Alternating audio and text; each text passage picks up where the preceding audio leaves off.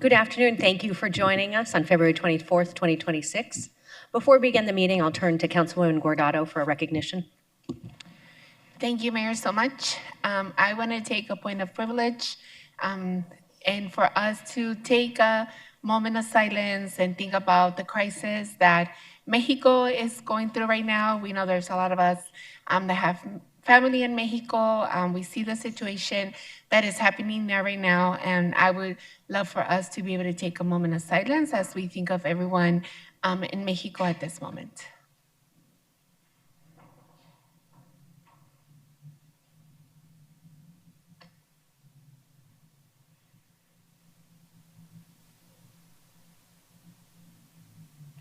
Thank you, Mayor, y gracias a todos. Thank you, everybody.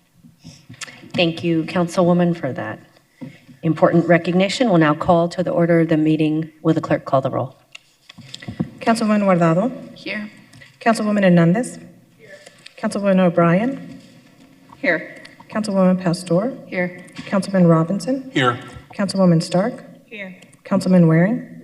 Vice Mayor Hodge Washington. Here. Mayor Gallego. Here. We'll begin with council information and follow-up requests, and we'll begin with Councilwoman Pastor. Thank you. I have many slides, so I'm going to go quickly. How we do weekends in District 4. Saturdays are filled with neighbors coming together to serve their communities and connect with one another. We began Saturday morning with our monthly community cleanup near 35th Avenue, McDowell. Green Gables hosted their neighborhood tree planting.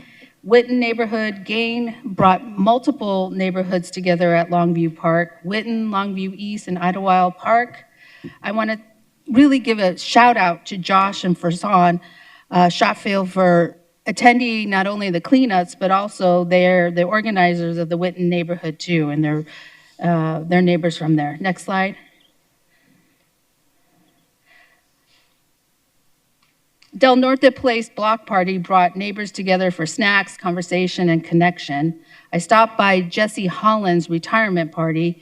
He just retired at the end of January in the City of Phoenix as a City of Phoenix Park Ranger for 21 years. He was very surprised to see me. I attended the Arizona Science Center Galaxy Gala with some of my colleagues. I want to thank Councilwoman Hodge Washington for the picture. It was a great day in the community, and thank you to all the District 4 residents.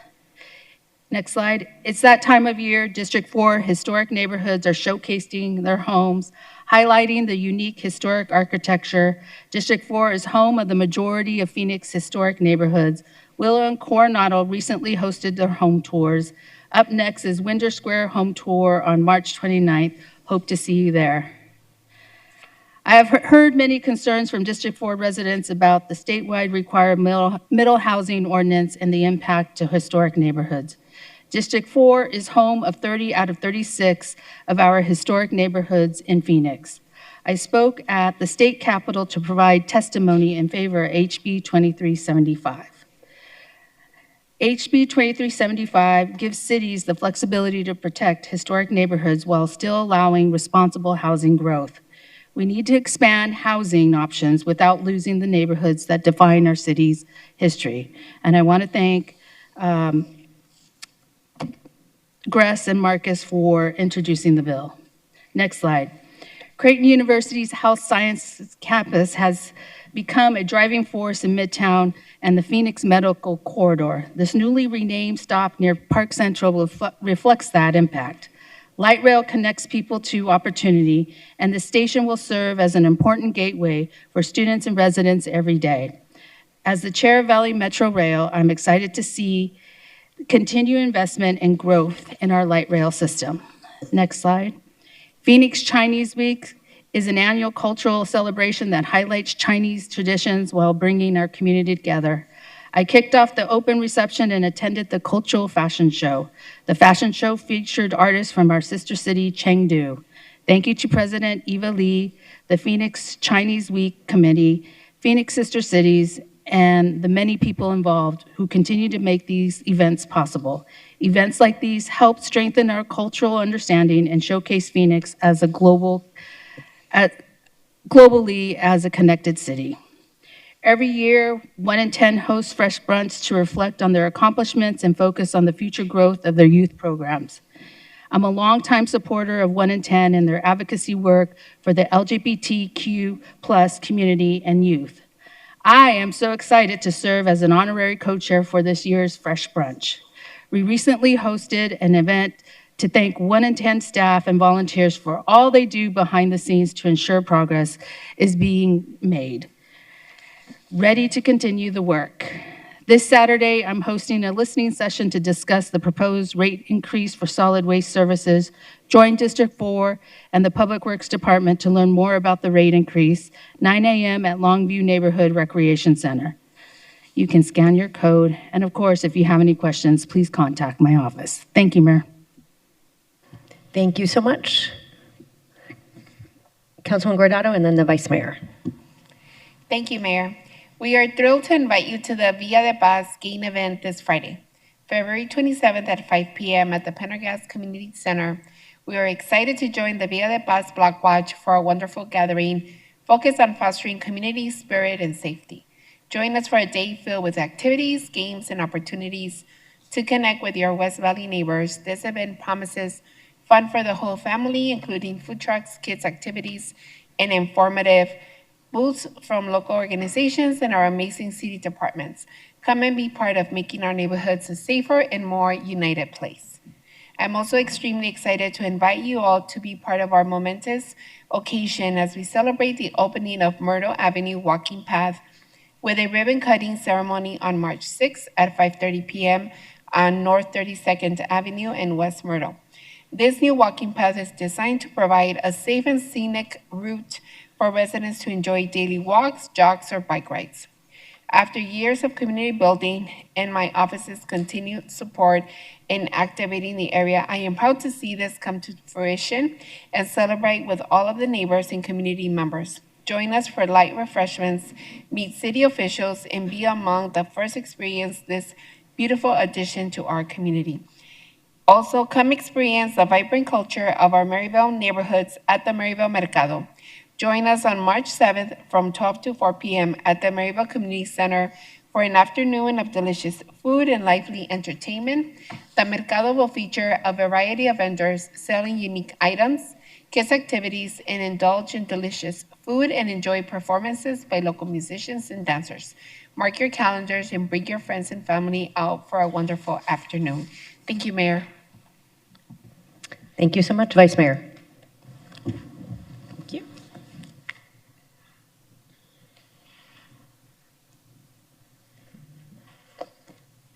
Good afternoon. I just want to take a moment to reflect on the many ways we've been able to connect with and celebrate our community over the past several weeks, from cultural celebrations like the Chinese New Year's Gala and the Matsuri Festival, to neighborhood gatherings such as our Levine Quarterly, coffee chats, and the Levine Barbecue.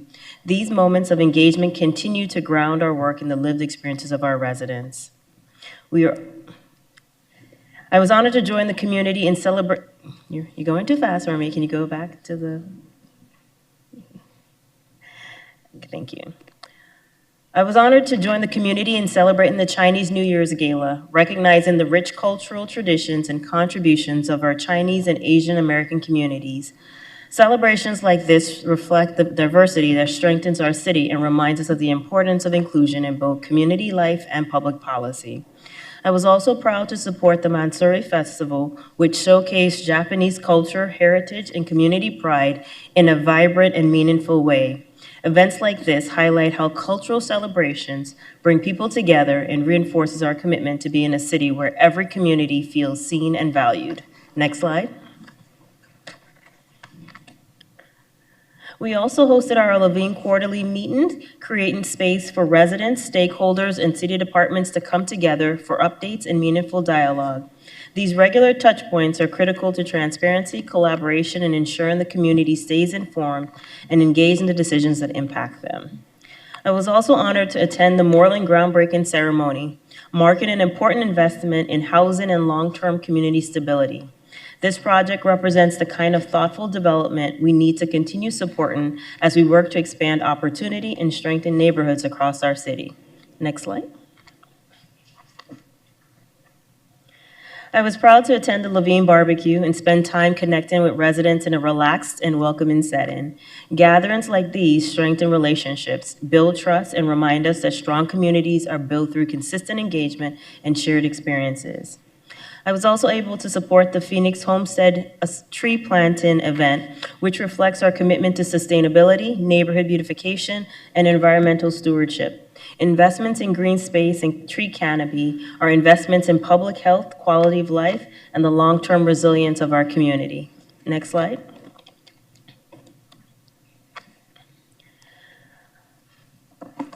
We also were able to celebrate with our Greater Phoenix Chamber Council Connection events and the Arizona Science Gala. Each represented investments in economic growth and our continued investment in our cultural icons. All of these experiences reinforce that policy is not abstract. It directly impacts the neighborhoods, families, businesses, and public servants who make Phoenix what it is. Next slide. Lastly, I was honored to attend the City of Phoenix Employee Memorial, where we paid tribute to Frank Contreras, Anthony Mock, and all of the city employees who lost their lives in service to our community. Their dedication and sacrifice remind us that public service is not just a profession, but a calling, and we remain deeply grateful for their lasting impact on our city. Next slide. As always, if you need help with city services or notice an issue in your neighborhood, please don't hesitate to reach out to the District 8 team, so please reach out. That's all I have. Thank you, Mayor. Thank you so much. Any additional updates? All right, then we will go into our main agenda. We'll begin with the budget update. I want to start with the congratulations to Amber, who has served as our longtime budget director and now serving as our deputy city manager and then our new budget director. So welcome to Aaron, but I'll turn it over to our city manager to introduce this item. Thank you, Mayor and members of the council. This officially marks the opening of budget season, for what that's worth, with our forecast and look ahead. Every one of these budgets has a story, and the story this year, I would say, is that your hard work, fiscal responsibility, and difficult choices in the past are paying dividends today. So fiscally responsible actions you've taken now give you options into the future. And like every other story, however, there are some possible dangers that you'll hear about. Any sort of state legislative actions that affect city resources are something we always monitor closely, or federal actions that perhaps affect our economic situation. But I think our staff has done a really excellent job in baking as much as they can into their forecasts, trying to be responsible in their forecasting to establish a baseline from which you are able to make decisions into the future. But the bottom line is that with these actions, there are resources available to you to continue your fiscally responsible work. With that, Mayor, thank you for recognizing Amber. I too want to recognize Amber, as this is her last budget season in her career with the city, and we're very excited for her to be mentoring and bringing on our new Budget and Research Director, Aaron Mertz. I also want to thank the Budget and Research staff, and also my predecessor, Jeff Barton, who did so much work to lay groundwork that we're seeing today with you all. With that, I'll turn it to Amber. Thank you so much, Ed. I appreciate that, and Mayor and Council. I'm very pleased to be here today. We are going to present to you the budget status for fiscal year 26-27, as well as the multi-year forecast.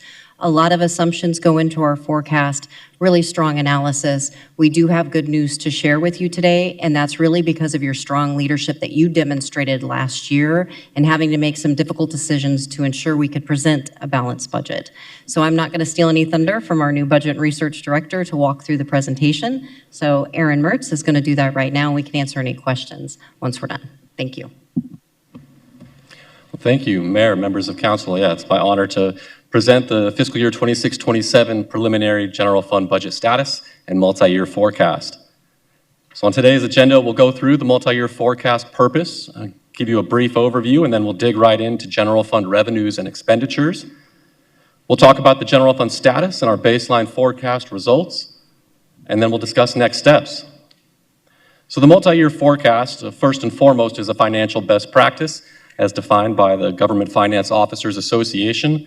It also provides the framework that we use for adopting a balanced budget every year and really ensuring that we have a balanced budget not just next year, but going forward into the future budget cycles.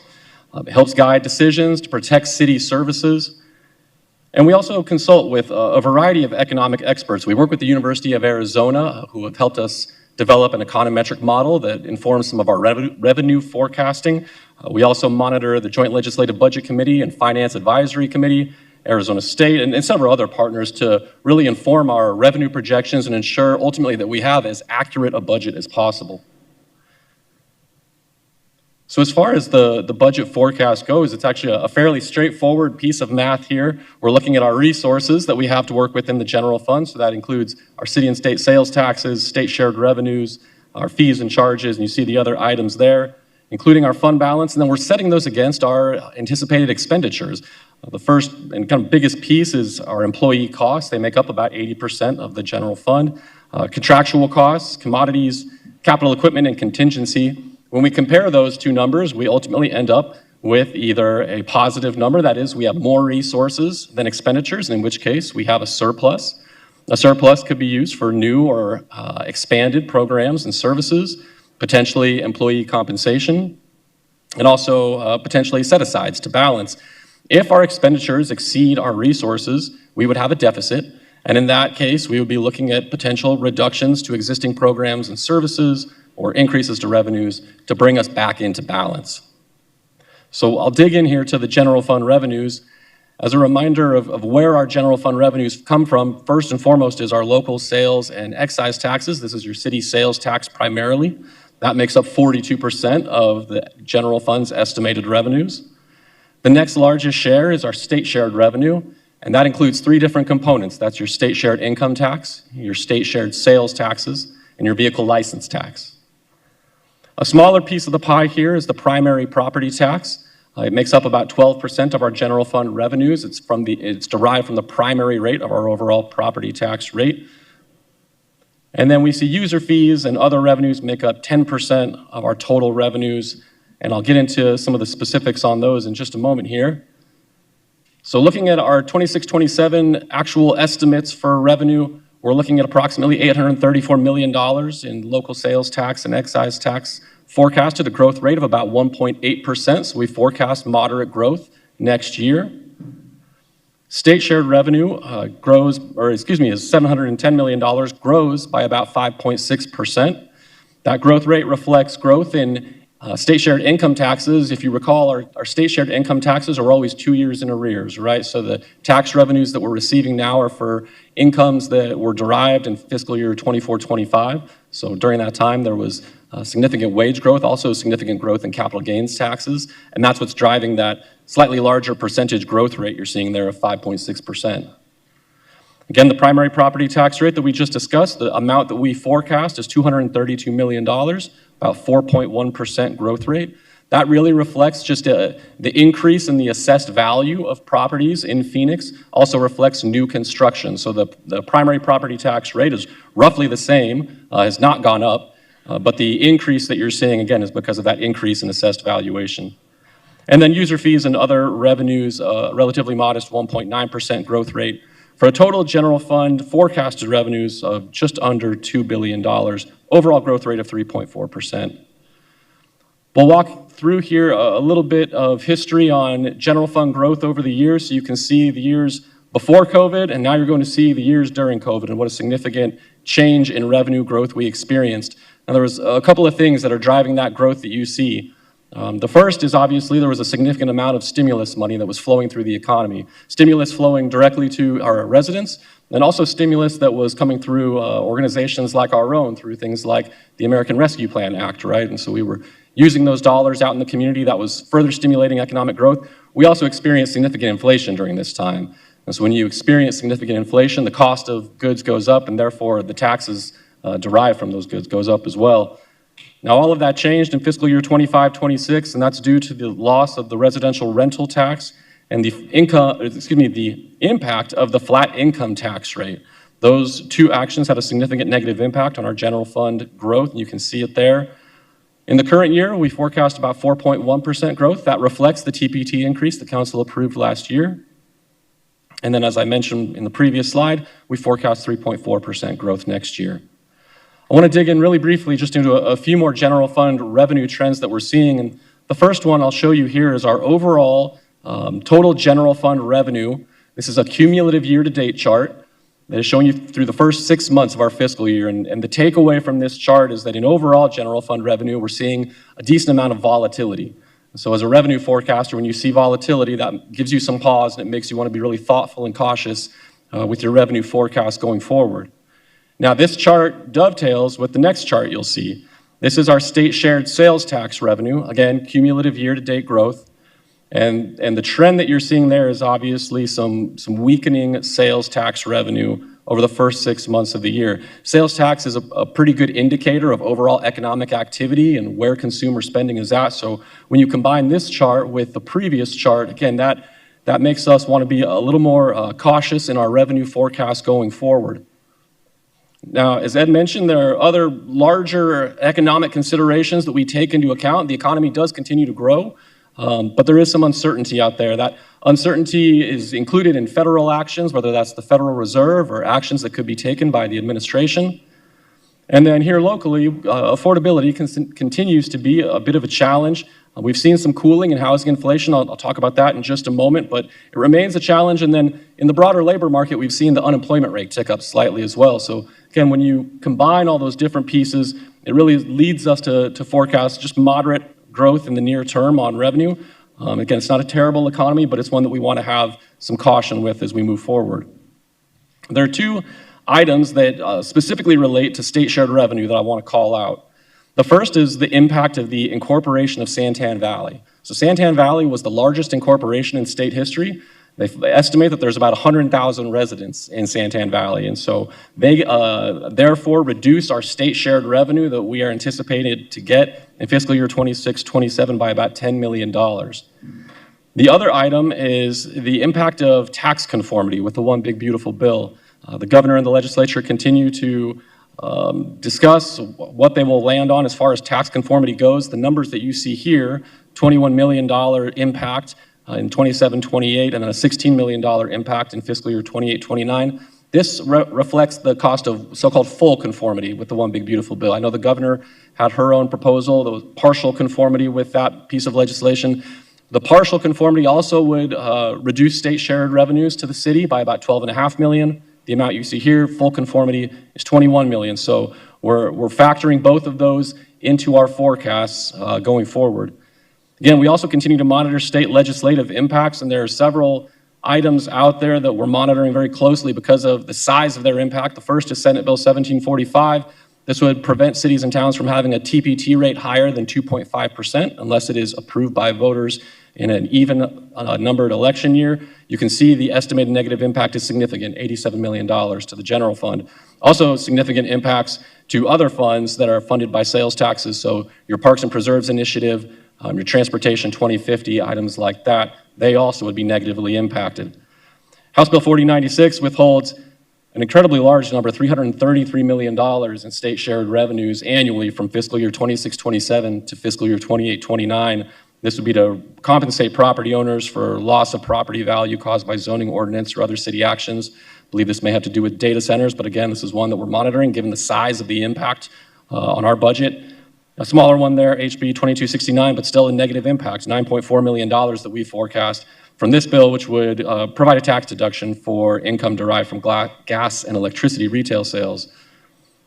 I'll provide just a couple other pieces of legislation here. The first is Senate Bill 1504, which would change the benefits for public safety pension retirement system Tier 2 and Tier 3 employees. It would allow them to retire earlier, would also move up the cost of living adjustment. This would have a significant impact on the city's contribution rates, increase our costs, and again, that would have a net negative impact on our budget. There are a number of other bills that could have positive impacts on city revenues. Several examples here that have to do with tax exemptions for data centers. If any of those would pass, they would increase state shared sales tax revenue and city sales tax revenue. So we continue to monitor both negative impacts and positive impacts, keep close tabs on those. And then the final one here, again, the impact of tax conformity that we have factored into our forecasts. I'll shift now and talk a little bit about general fund expenditures. This chart will look similar to the revenue growth chart, but focused in on expenditures. And again, you can see the growth that we experienced during the COVID years. A significant impact there is the impact of inflation. Again, we just saw how much that influenced the costs in our general fund budget and really in all of the budgets across the city. You see that number start to come down in fiscal year 24-25, and then see it come down quite a bit in fiscal year 25-26. That's really a function of the efforts made during the last budget cycle to find savings in the general fund, and then we continue that process during our 3+9 technical review process and really work closely with departments to identify savings, try and find ways to do city work more efficiently and save as many resources as we can. You see a return to a more normal growth rate there in fiscal year 26-27 of about 4.9%. I mentioned the impact of inflation, and this chart highlights it well. You see how intense things got there in calendar year 2022, 11.5% inflation that the Phoenix Mesa Scottsdale area experienced. For reference, $100 in 2016 is roughly about $140 in today's dollars. So you see that trend slowing, and that's a positive thing. But again, those prices that we're paying for our vehicles, with our vendors, for goods, they have all gone up and they are not going down yet. So it continues to be a challenge on our general fund budget projections. One item I wanted to talk about as well briefly is about the impact of prior labor agreements and the class and comp study. This was a necessary investment in city staff. We were experiencing vacancy rates that had really ticked up during COVID. I believe in the general funds for civilian employees, before the class and comp study, the vacancy rate was about 17%. That number is now down to about 10.5%. So you can see the positive impact of this investment. But again, there is a dollar impact as well. So you see in the right-hand column there, the total impact over this 3-year period to the general fund is about $460 million. To all funds, it's $740 million. So again, as we think about general fund expenditures and sort of the state of where they are, class and comp continues to have an impact. I'll also talk about general fund pension costs here briefly. You can see that there is continued growth that we are forecasting over the forecast period, about $46 million from the current budget year to fiscal year 28-29. There's a small bit of good news that COPR's growth is actually flat over this period, so you're seeing the positive impact of pension reform taking hold. But again, public safety pensions in both police and fire continue to grow and continue to represent a significant burden on the general fund's costs. So big picture, the items that we've discussed: pension, the impact of class and comp. Inflation is cooling, but we continue to deal with upward pressure on costs. And then I'll just call out increased costs that we anticipate for vehicle replacements. We have about a $27 million general fund vehicle backlog, so we're including additional resources in next year's budget to try to bring that backlog down. That is, again, another item that was impacted really significantly by the inflation during the COVID years. So this gets us to our general fund status and baseline forecast for fiscal year 26-27. We've discussed the resources together already, and we just talked about expenditures. There's a couple of other items that I want to highlight before we can really understand what our true remaining available surplus is. The first is a set-aside that is needed to balance fiscal year 27-28. That set-aside is $75 million. Now, that set-aside is necessary to ensure that we have a structurally balanced budget going forward, a sustainable budget. Set-asides are a tool that council has used in prior budget years to success to ensure that we have a sustainable budget. So the number for fiscal year 27-28, $75 million. Again, that does reflect the impact of full tax conformity. The other item that we want to make sure we take account of are resources that are needed to replace expiring ARPA funds for the Office of Homeless Solutions. That makes up the vast majority of that $18 million that you see in that row. And then we have 2 parks that are coming online. One park in District 8, it was a GO bond funded park, Esteban Park.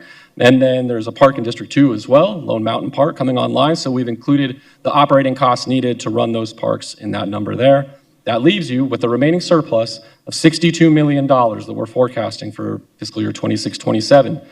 That surplus is broken up between ongoing and one-time uses. So ongoing resources of $36 million, and then one-time resources of $26 million. Now, I have a chart here that I think helps to understand that idea of a structural budget and what we're trying to make sure that we achieve with the city budget. You can see that this chart is comparing in the green column our ongoing revenues and transfers versus our ongoing expenditures. And you can see that in fiscal year 25-26 and fiscal year 26-27, we have more revenues than we have expenditures. We have a structural surplus, and that's a positive thing for the city.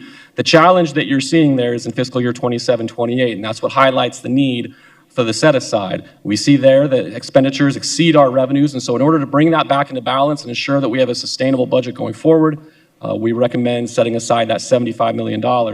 Now, that set-aside I mentioned before is a tool that council has used. Actually, in fiscal year 24-25, council had set aside $80 million to ensure that that deficit between expenditures and revenues was made whole, and you can see how that worked in a prior year. So I'll shift here briefly and talk about the multi-year forecast. All 3 years of our forecast, you can see the projected deficits and surpluses for each of those years. Again, our baseline forecast shows $155 million in total resources in 26-27, but after accounting for the necessary set-aside and the OHS and parks items, that leaves a remaining amount of $62 million. You see that in fiscal year 27-28, with that $75 million set-aside, that leaves a small surplus of about $14 million. And then in fiscal year 28-29, we actually show a very minor deficit of $9 million. That's the third year of our forecast, and so we would feel comfortable moving forward with that small of a deficit. We would return to council next year to make sure that fiscal year 28-29 is in good shape. Again, we talked about the difference between ongoing resources and one-time resources, the use of one-time resources for the set-aside, and then the use of ongoing resources for OHS and parks.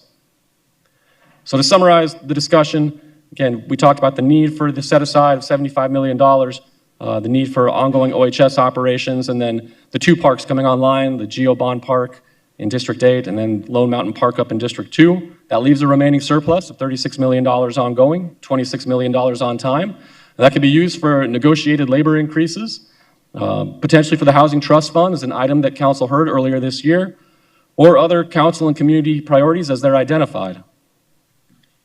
As far as next steps in the budget process, we'll come back in just about a month from now, March 24th, with the city manager's trial budget and preliminary CIP. That trial budget will make a proposal about how to allocate our available resources. And then we'll move into community budget hearings, an important part of the budget process to get community feedback on the city manager's trial budget. Those run from March 30th to April 16th. We'll come back on May 5th for the city manager's proposed budget. The council has a few weeks to consider that, and then on May 19th, council will vote on the council budget decision. That's the first vote on the budget for next year. Then there are a couple of procedural steps needed. The tentative budget adoption on June 3rd, that's the second vote, and then the final vote is on June 17th, our final budget adoption. And then one final item on July 1st is our property tax levy adoption, and that brings us to the conclusion of the budget process. With that, I will conclude my presentation. We'd be happy to answer any questions. Wonderful. We have one member of the public to testify, so we'll begin there. Diane Barker.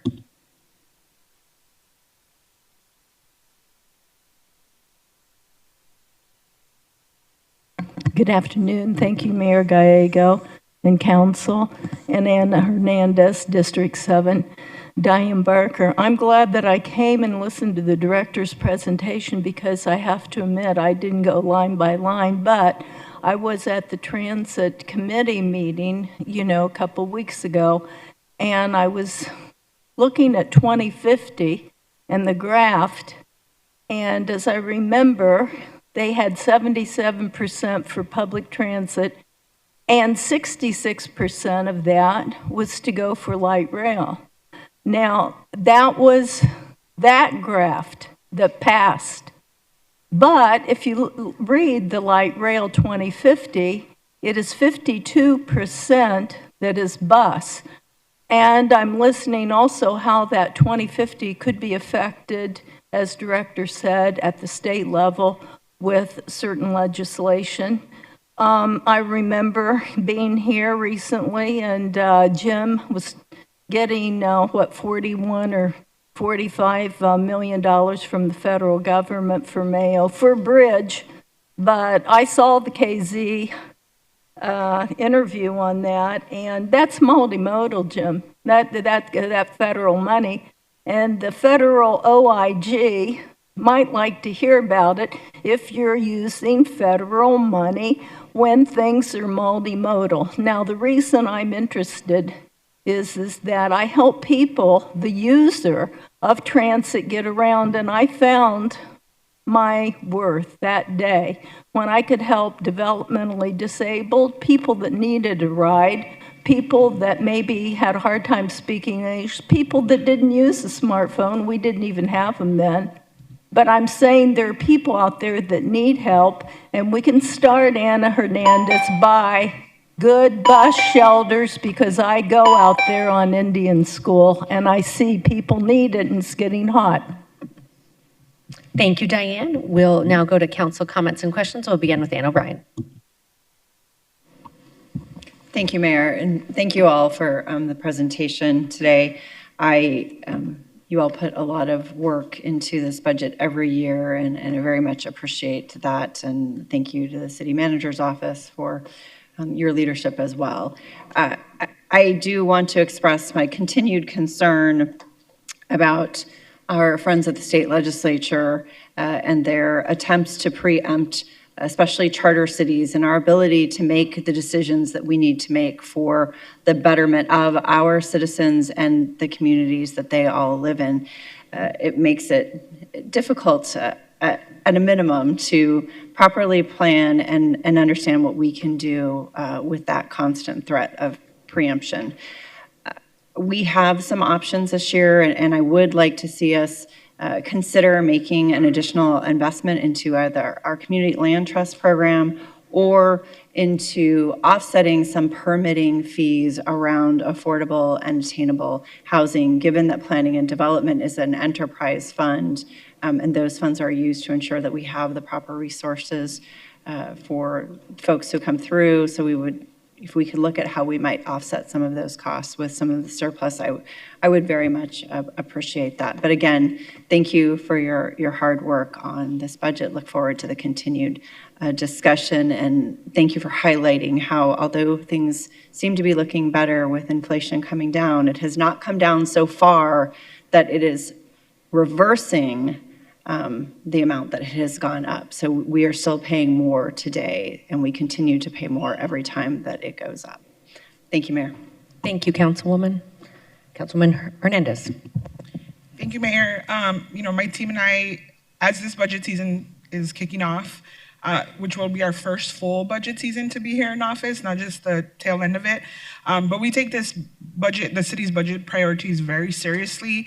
Since being sworn in, we have been meeting with budget and research monthly. We've been engaging with community partners, talking to residents, communicating with other cities' budget departments, and conducting our own internal research and assessment on best practices. So it's really great to see that the City of Phoenix has a surplus. So really, really want to send a thank you to the budget team and all of the city staff who has worked so hard to keep us balanced and to find that extra money and making really good fiscal decisions for the City of Phoenix. I would be remiss to say that. And because of your very, very hard work and leadership, the City of Phoenix is seeing a $62 million surplus, which is $36 million in ongoing and $26 million in one-time. So again, just kudos to the hard work that you all do to really get us there as a city. I'm also very, very glad that we are factoring in, that we have factored in OHS funding to make sure that that's accounted for so that we can continue the services that we have established. We're talking about housing and homelessness, especially homelessness. That's a critical piece that we need to maintain as a city. So I'm very thankful and happy to see that that money has been identified so we can continue to make that long-term investment into housing, into homelessness and housing. Just have a few questions, just really quick questions before I get into my overall thoughts. But Ed, can you explain the tax conformity for us? And I ask because, in the presentation, or whoever wants to take that one, the 2026-2027 fiscal year budget is really depending, or will fluctuate depending on some of the actions that happen at the state legislature and how they respond to Trump's big, beautiful bill or budget, whatever trash he wants to call it. So can you help my residents understand what tax conformity is? Yeah, Mayor, members of council, Councilwoman Hernandez, that's a good question. So the state's income tax law typically conforms with federal income tax law. There was a number of changes in the One Big Beautiful Bill, things around taxes on overtime, on tips, some items for seniors. And so there's been debates about how to bring state income tax law into conformity with the federal law. Now, a couple items to be aware of. This does not impact us until fiscal year 27-28. As you mentioned, the forecast that we're showing is the dollar impact to bring us into full conformity with the One Big Beautiful Bill. So that's that $21 million figure. There are other approaches. The governor had proposed a partial conformity approach. So again, that one is $12.5 million impact starting in 27-28 to the city. But that's the lay of the land that we're looking at when it comes to tax conformity. Does that answer your question? Yeah, thank you so much. I just want residents to understand that a lot of the fiscal decisions that are made at the federal level really do have an impact on our day-to-day lives and the services that us as a city are able to provide to our residents. And that's funneled through state action and what happens down the street. I also echo some concerns with legislation that is moving down there right now that has a negative impact, that would have a very direct negative impact to the services we're also able to provide to our residents, which thank you for highlighting some of those legislation pieces moving. My next question is around, and it wasn't talked about in this presentation, but as we kick off budget season, I wanna make sure I vocalize that early enough. I have a question around lawsuit payouts. When the city has to pay out a legal settlement, where does that money come from? Is it from a department or is it like a legal fund? And does the city resupply that legal fund, and where do those funds come from? Thank you, Councilwoman Hernandez, Mayor, members of the council. The city has a self-insurance reserve trust, and that trust is funded by all city departments' budgets. And so we put an amount into that trust to be able to pay out any claims. Okay, thank you, Amber. I really wanted to ask that because I was reminded a few weeks ago about potholes. Potholes put our safety and our residents' safety at risk. They can cause car accidents, they cause residents time and money, which that they could be spending on rent or their utilities, right? Affordability is a big focus right now for our citywide residents. And they often result in lawsuits. And so instead of investing more into fixing potholes, which is an example of a preventative measure, we really waste money on lawsuits, unnecessary lawsuits and our residents still remain unsafe. So essentially, to me, the way I'm hearing it is every lawsuit is eventually covered by the taxpayers, and because the funds come out of the general fund? Councilwoman Hernandez, Mayor, members of the council, all city funds All city funds, contribute. Okay. All right. Thank you so much for that. Those are my two questions, and once again, thank you, staff, for the very hard work on the budget. As we really get into this 26-27 fiscal year budget planning session and the entire cycle, it really should come to no surprise to anyone that I will be focusing in on the police budget. The Phoenix Police budget remains the biggest department and the biggest investment in our general fund. Police has the most programs, 66 programs, while most other departments average less than 10 programs. Every year we see the city increase the money going into police. In this last year's budget, a few items that we saw, the Streets Enforcement Unit increased by 4.3 million, audits and inspections increased by 7 million, Patrol Division increased by 4 million, impound property and evidence increased by 7 million, and policing on public transit increased by 5 million. We also saw our PPD Aviation get $16 million increase. A new program came online, the Field Investigation Unit, which got an extra $800,000, bringing that new program's budget to $3.6 million. PPD gets so much of the general fund. It gets the majority of our general fund. And ultimately, this is an investment in criminalization, which means that criminalization is the single biggest investment this city makes every year. And because, the way we see it is that criminalization does not create safety. So we spend all this money and don't get the actual results we want. It costs other programs and costs other opportunities for investment in our communities. Investments we could be doing into harm reduction, violence prevention programs, mediation centers, experienced de-escalator mediators and facilitators, increase de-escalation skills, and foster relationships among community members to support friends, family, and community experiencing unmet mental health needs, domestic and sexual violence. We could be increasing our investments in human services and parks and libraries to subsidize where we have lost federal or state grants. We could invest in early childhood education and family stability. Just in 2024, 2025, the Head Start program lost nearly $75,000 in federal and state grants, but at least 5 police programs have received over between $4 million and $7 million each. In housing, we could invest in community partnership programs, which is one of the areas that holds our community land trust, which I am very supportive of. And that lost $2 million in federal and state grants. We could also support more transitional and short-term housing that would help individuals experiencing homelessness to get off the streets, get on their feet, and get into housing stability and independence. Instead, we have spent over $5 million to continue policing these communities who are looking for safety and comfort. We could even increase our support for senior housing. Right now, they only get $100,000 from the general fund to meet their needs, when we could be doing so much more with better investments. And thank you to one of my constituents just raised maybe the opportunity to expand public transportation investments to deliver more multimodal forms of transportation. And finally, I know that I've got a lot of doubters and some individuals who are severely misinformed about policing that want to equate moving funds out of the police department and into other investments as an attack on police. That's just inaccurate. We are not attacking the police. The goal is to create safety. I think that's a goal that many of us can get behind. And truth be told, every time we increase Phoenix Police funding, we are really defunding other programs that we truly need to stay safe. Other cities have taken up this mantle successfully. Since 2020, Minneapolis, New York, LA, Chicago, Seattle, Milwaukee, Philadelphia, and Baltimore have all moved to reinvest in community over criminalization. We can do that here in Phoenix as well. Save ourselves some money along the way and actually create safer, thriving communities. So I personally will continue to push the city to reinvest from police into other forms of public safety, because public safety is broader than policing. I will continue to push the city to reinvest into our residents and not into criminalization. Thank you so much, Mayor.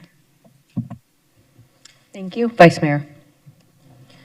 Thank you, Mayor. I want to start off by saying thank you to the city manager and this budget and research team. Aaron and Amber, thank you for your assistance in presenting a comprehensive overview of our budget upcoming.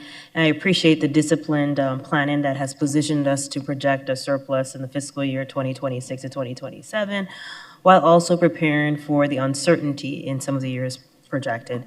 For me, one of the things that I found I guess noteworthy were slides 9 and 10.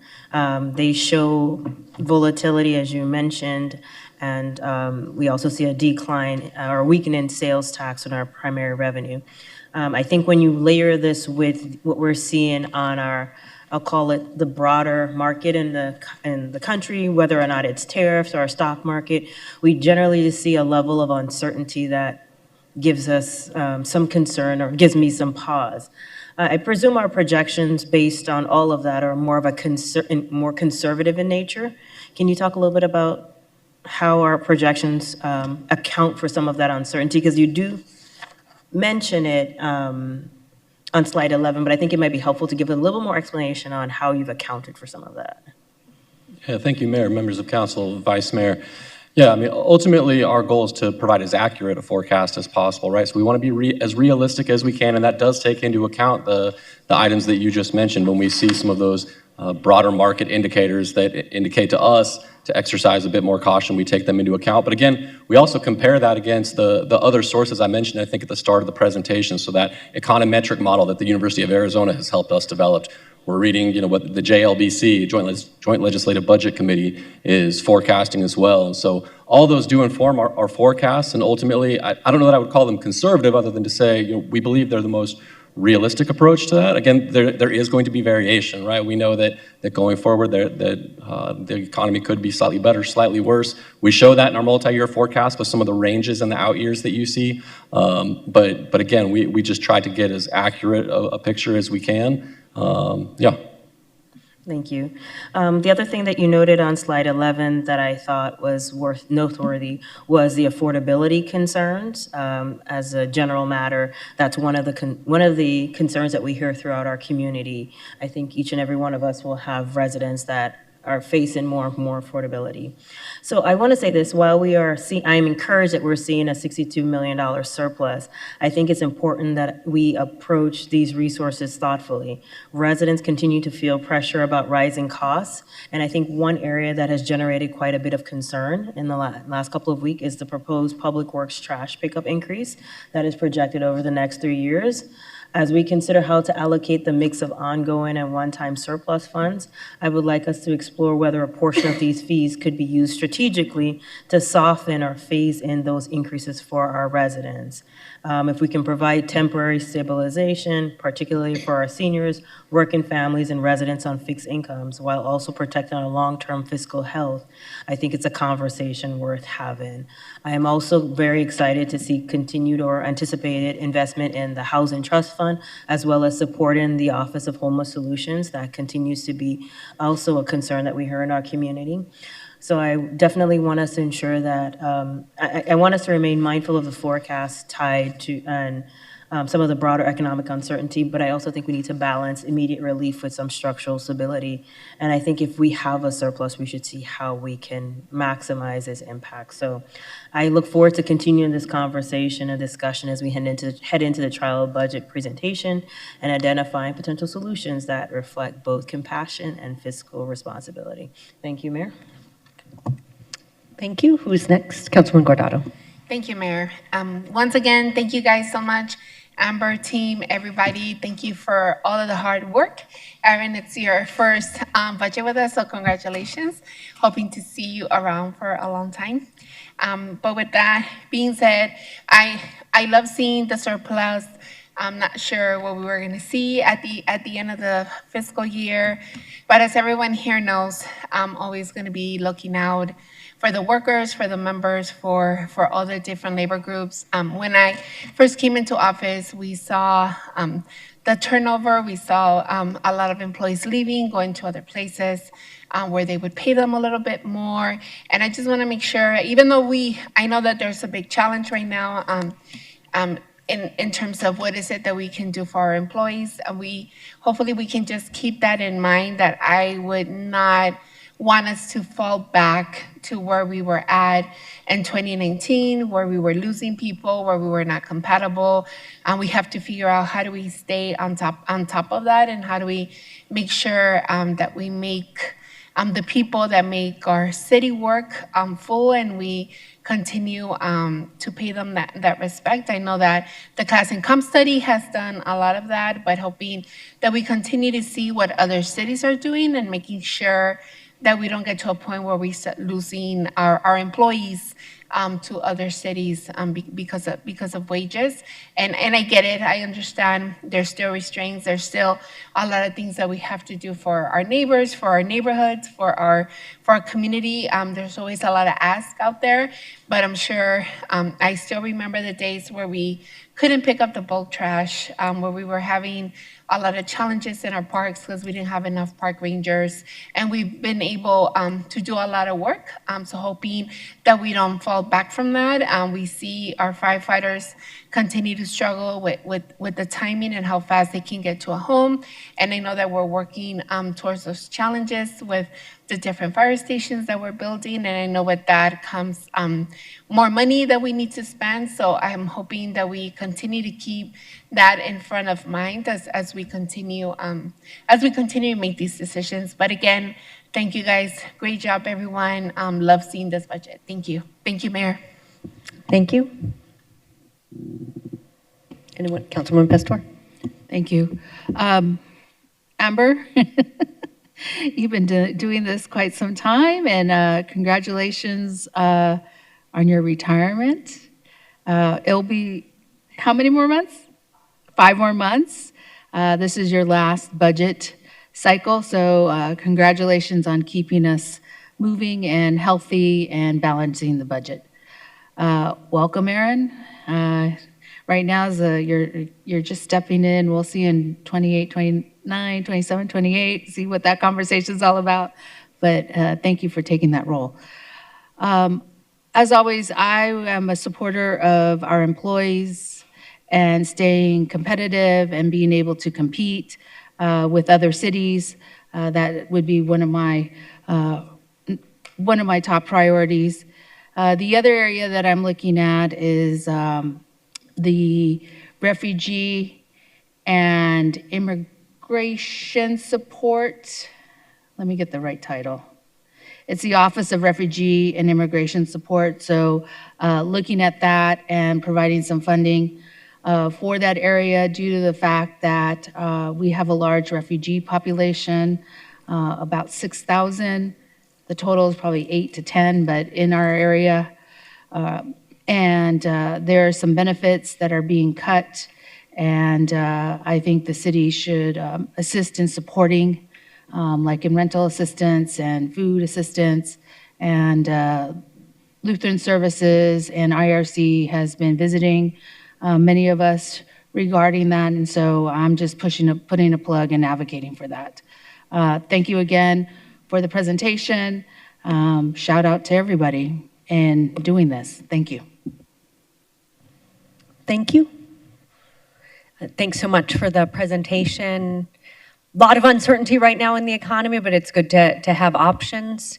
Aaron, you mentioned the sales tax is our biggest source of revenue. I want to draw attention to the fact that in our economy, AI and data centers has been the fastest growing sector, and yet they get an incredibly generous subsidy on the sales tax side.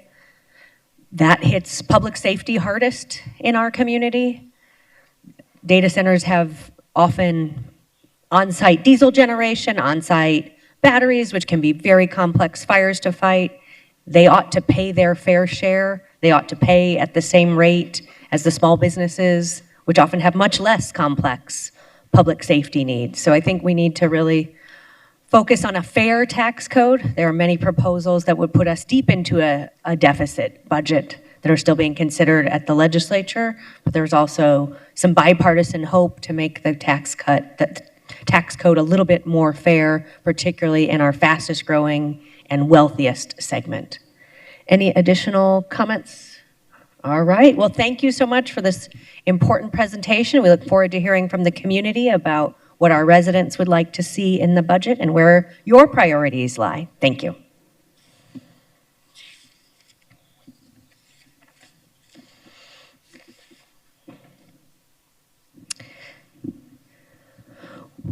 We will have one hearing on agenda items related to heat. This includes the city heat response plan as well as some action items that will let us move forward on that heat implementation plan. At the City of Phoenix, we think about heat year-round. We treat extreme heat as the public health emergency that it is. And each year, we learn from past summers and improve upon our heat relief efforts. The City Council and I have one goal in mind when we invested funding and staff power for heat relief over the last few years: to save more lives. Even one heat death is still too many. With the dedication of our team you'll hear from today, as well as countless city staff, nonprofits, partners, faith community, and other leaders, they've helped us reduce the number of heat-related deaths over the last 2 years. Last summer, we hosted a 24/7 cooling center once again, staffed with on-the-ground support teams that helped connect residents with resources and community services to end their homelessness, address substance use, or address housing instability. Our hardworking staff were able to connect 751 individuals with life-changing resources.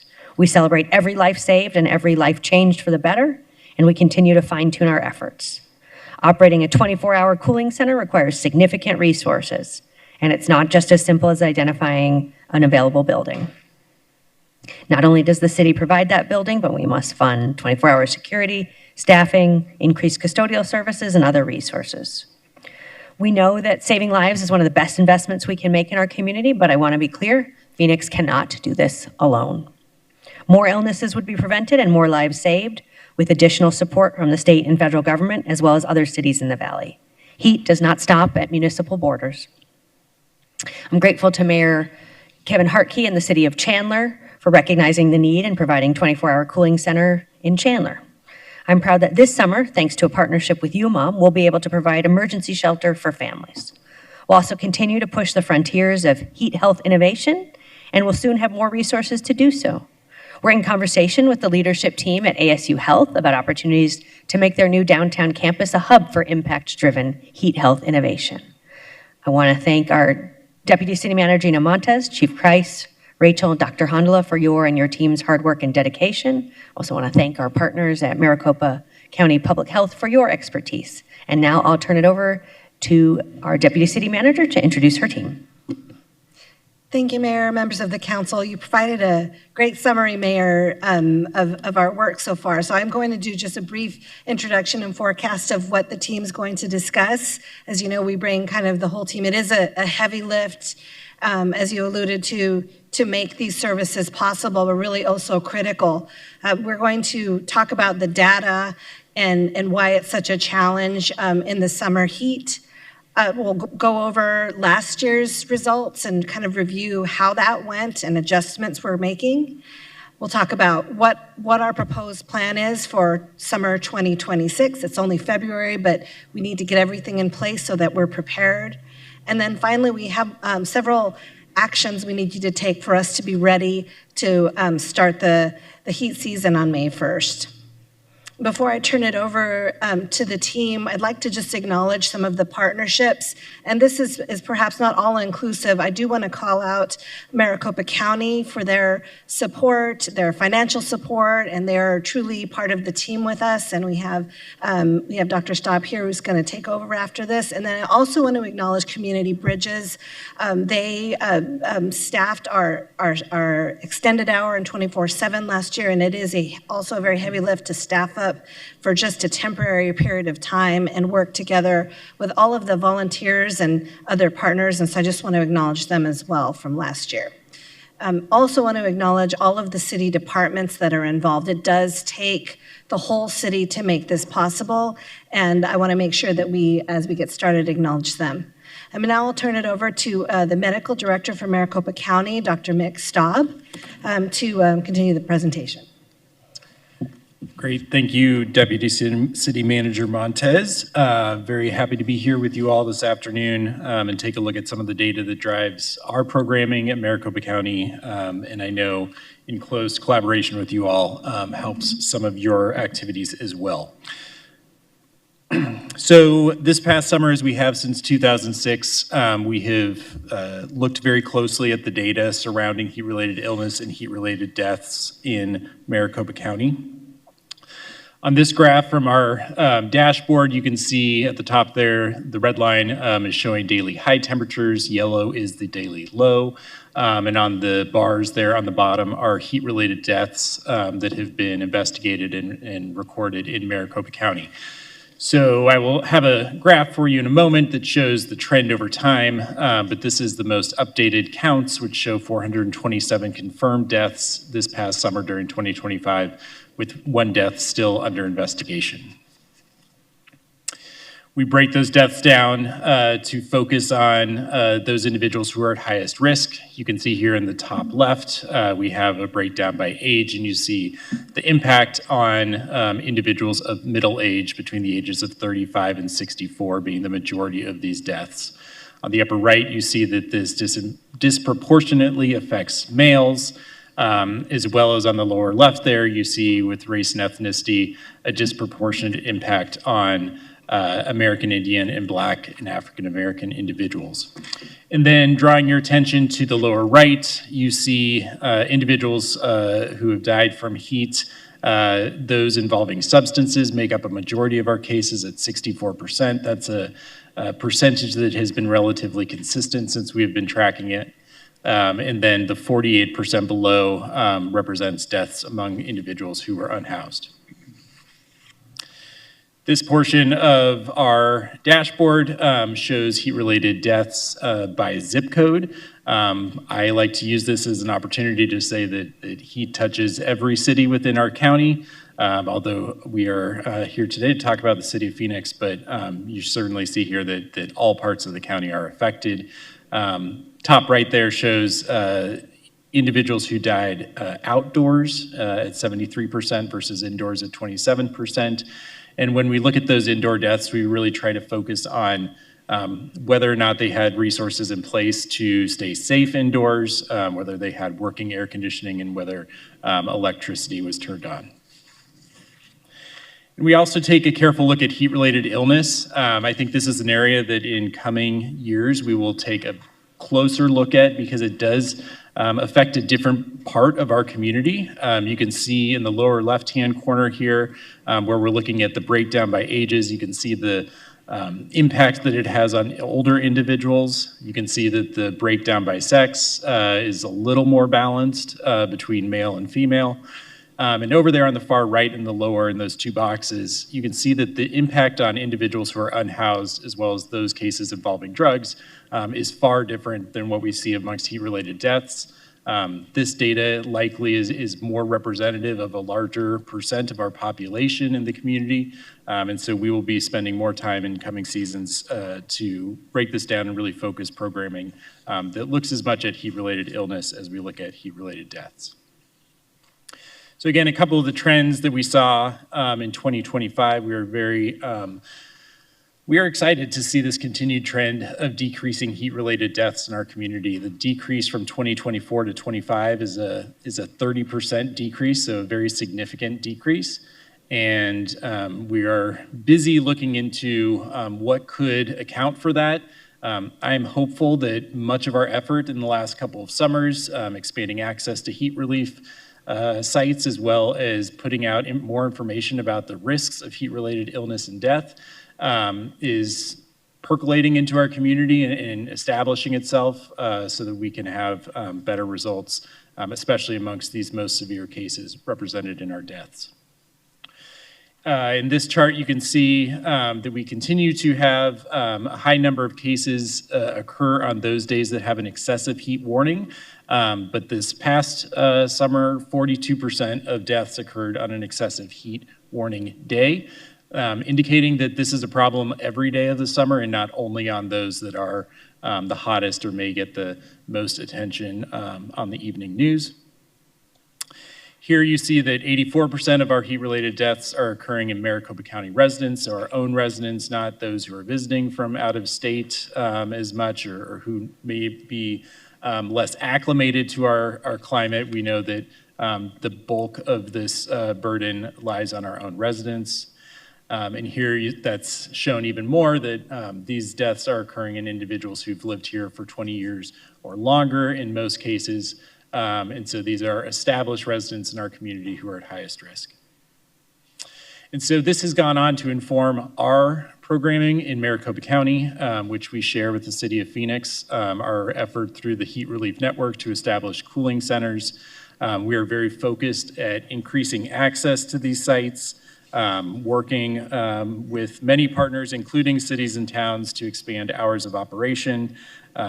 We are using our public health liaisons who work in every section of the county to reach out to these sites, make sure that they're operating by the standards that the Heat Relief Network sets forth to keep individuals who are using those sites safe and welcome.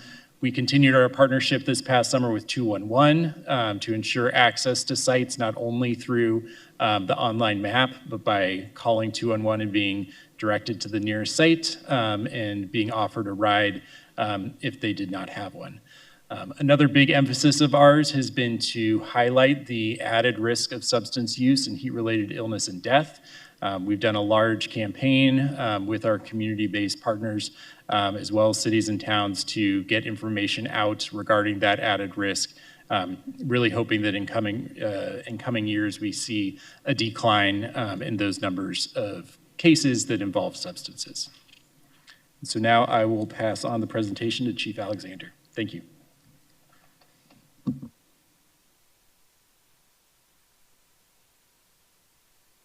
Mayor Gallego and members of the council, I truly appreciate the opportunity to highlight the Phoenix Fire Department's perspective and role in supporting the city's Heat Response Unified Team and Heat Response Plan. This collaborative team and the fire department's missions are both aligned and focused on saving lives.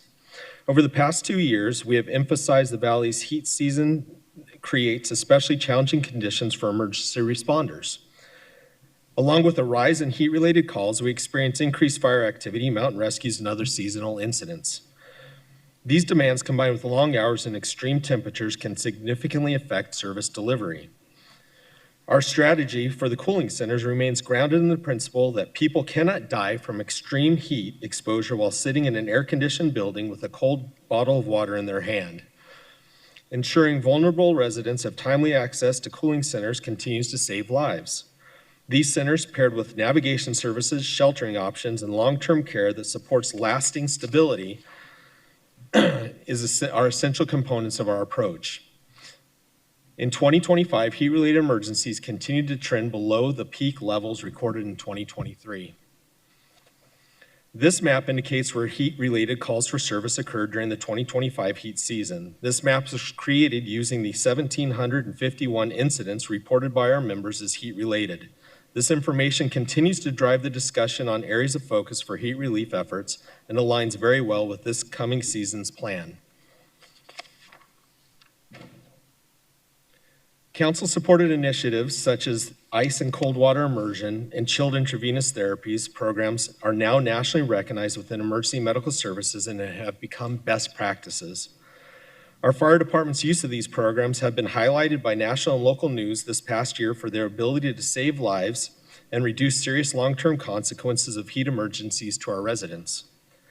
During the 2025 heat season, paramedics performed 155 cold water immersions, a reduction of 24% from the previous season.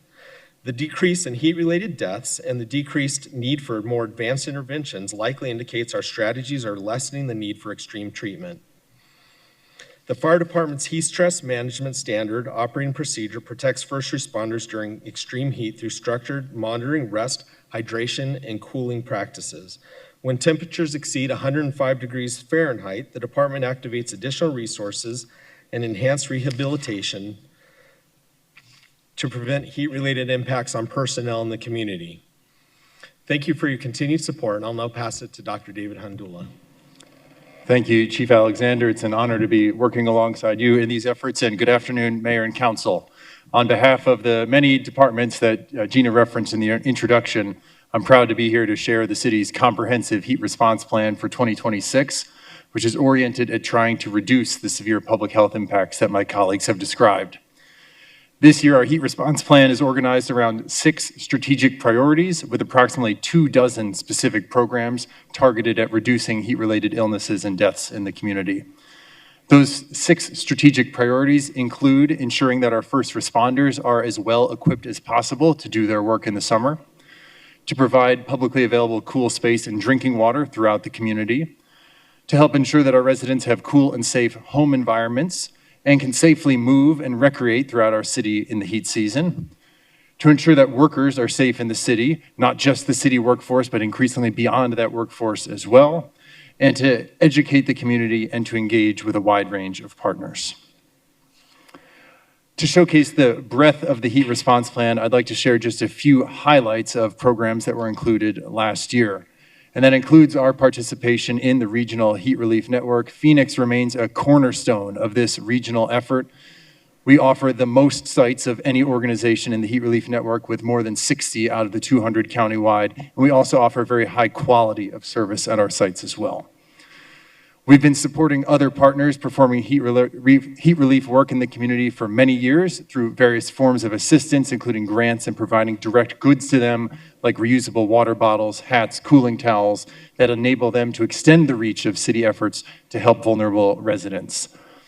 Our Neighborhood Services Department does a great job promoting and enforcing the city's cooling ordinance, which is a critical part of our strategy to keep home environments cool and safe throughout the summer. And we'd like to acknowledge the more than 200 volunteers that joined us at city trailheads last year to provide heat safety education for residents and visitors headed to enjoy recreation during the heat season in an effort to prevent some of those technically difficult mountain rescues that the chief alluded to. Each year, we review the data and we discuss with our fellow departments and many external partners what went well and what we can do better. And in addition to the patterns that Dr. Staub described, we reached a couple of other insights from our work with those departments and partners. Number one, as the chief alluded to, our high-need areas continue to include downtown Phoenix and the I-17 corridor. That's where we see the highest rates of heat-related illness and death.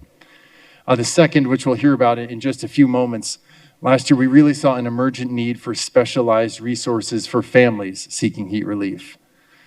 And we've also continued to hear from our city department colleagues and others that there remains an opportunity to improve how we're promoting and connecting our residents to city programs that can help keep them safe in the summer.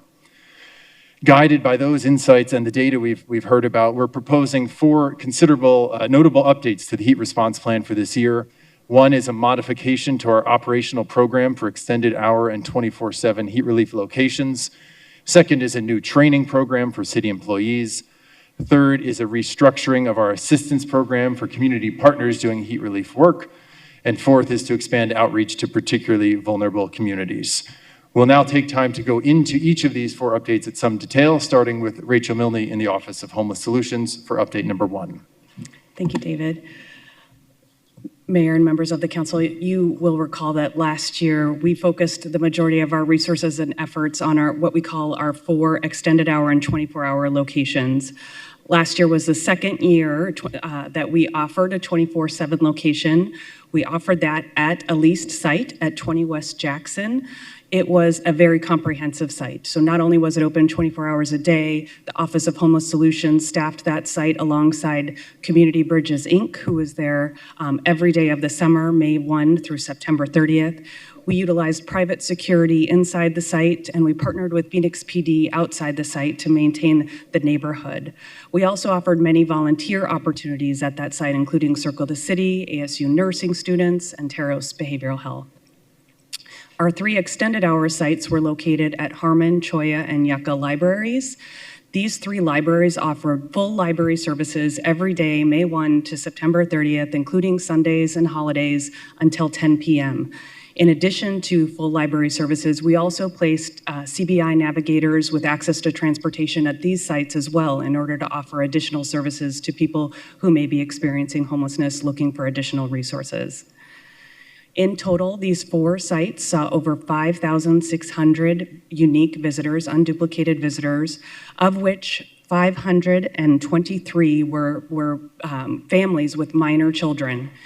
And from all 4 sites, we saw 751 placements, and those were placements mostly into emergency shelter programs, but also into treatment programs, diverting people back to friends or family, and also housing.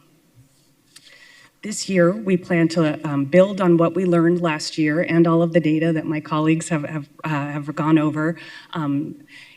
First and foremost, we'd like to extend 2 of our sites and bring 2 additional sites on. The first site that we'd very much like to extend was 20 West Jackson. We really want to build on what we learned last year. It was our most popular site, our most visited site last year.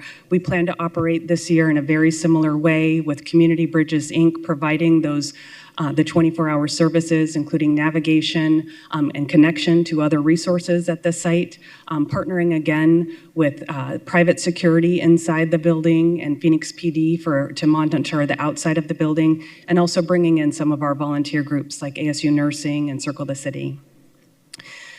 We also would like to continue the Cholla Library site with extended hours. Cholla Library is located by the former Metro Center Mall up the I-17 corridor, which Dr. Handula referenced earlier. We plan to operate this in a very similar way that we did last year as well, with CBI on site with full library services, however, cutting those services at 9 p.m. This year. But again, offering transportation to individuals who are looking for additional resources and navigation services. The first new site that we would like to add this year is the Justice Center. And if you're familiar with the Justice Center, it's located downtown, just outside the Key campus on 10th Avenue and Jefferson. It is a senior day center. They would like to partner with the city to open up their doors at 3 p.m. every day to anyone, not just seniors, but anyone in need of heat relief from 3 to 9 p.m. every day this summer, also offering navigation and transportation services. And finally, as has been mentioned earlier, we learned a lot last year about the needs of families with minor children. We did have a unique space at 20 West Jackson for families with minor children. However, that space often got overwhelmed and some families had to spend several days in that space. So this year, we'd like to offer a contract with UMOM to provide family-specific services. So anyone who comes to any one of our heat sites can be referred to UMOM, where they will offer client intake, diversion services, shelter coordination, and help those families with their unique needs work on ending their homelessness and certainly getting out of the heat. And I will turn it back to David. Thank you, Rachel. The second update we're proposing for your consideration, Mayor and Council, is to develop and implement a new training program for City of Phoenix employees. This would be a modular program launched in the city's online learning management system, Phoenix U. Our goal is to increase the capacity of public-facing city employees to connect residents and visitors to all of the important programs and services that we offer as a city that can help keep people safe and comfortable during the summer. As such, the training program wouldn't just include information about how to recognize the signs and symptoms of heat-related illness, the graphic you see on the slide here, but information about the wealth of city programs that are available. We are working quite collaboratively with many city departments as well as other public health partners to build the curriculum together that we'll offer to city employees later this year. And we'd like to acknowledge support from the Federal Emergency Management Agency, who has grant funding available to us that's helping make this possible. Our third update is to the heat relief supply program that the city has offered for many years. In fact, Mayor and Council, you helped launch and accelerate this program with American Rescue Plan Act funding just a couple of years ago. And over those few years, we've learned a lot about how this program can succeed in helping community partners, like our community leader shown on the slide here, who's very happy to be picking up heat relief supplies at one of our distribution locations. Again, to refresh your memory, this program supports partners who are part of the heat relief network, so not specifically City of Phoenix sites, but other sites that are operating within the City of Phoenix and serving our residents. And through this program, we've distributed a wide variety of supplies, including hats, water bottles, electrolyte packets, et cetera. And we learn each year about the supplies that will be most beneficial to these organizations. Through various operating modes of this program over the past few years, we've now come to propose a way forward that we think has permanence and sustainability. In front of you today is action to onboard a new partner who can coordinate the community engagement as well as physically house and distribute the tens of thousands of supplies we're talking about. And we also have in front of you for consideration a new contract for the heat relief supplies that would be part of this program. And fourth, we'd like to expand some of our outreach efforts to some of our most impacted populations and communities. In particular, when we look at the heat-related illness data that Dr. Staub described, those include residents of mobile and manufactured home communities, as well as our senior residents. Our outreach campaign to these neighborhoods started at the invitation of the Red Cross last year and has developed into quite a comprehensive partnership, not just with the Red Cross, but with the Arizona Mobile and Manufactured Homeowners Organization, multiple city departments, as well as a great core of volunteers. As has been a theme through the presentation, our goal is to focus on populations that have higher rates of heat-related illness and help increase awareness of all of the resources that are there, city programs and others that can help keep people cool and safe. And we would like to acknowledge the contributions of many volunteers that helped make this program possible last year, including University of Arizona nursing students shown on the slide here on one of our outreach campaigns. As we look into the summer, you and the public can expect considerable coordination and reporting on a continuous basis from the heat leadership team. Our 24/7 and extended hour locations, again this year, will be coordinated by our unified command team that follows an incident command structure. We will be providing weekly heat response reports directly to you, Mayor and Council, as well as city management, and to the public, posted online at phoenix.gov/heat, that shares progress on the wealth of actions included in the heat response plan, as well as key public health indicators. And we are continuing to try to do even better each year at our ongoing cross-departmental dialogue and data sharing to ensure that as best possible, the heat response plan is working in harmony, that all the actions are working together to solve our public health mission. In front of your requests for action for a few items that have financial implications, and we're going to highlight a couple of those for you as we conclude the presentation. With respect to the extended hour and 24/7 sites, we have a projected estimated budget for this heat season of $5.25 million, and we are proposing to blend together 3 funding sources to support that operation, including American Rescue Plan Act funds from Maricopa County. Thank you, Maricopa County. City of Phoenix opioid settlement funds, as well as City of Phoenix CDBG CV funds. Those can support the extended hour and 24/7 sites.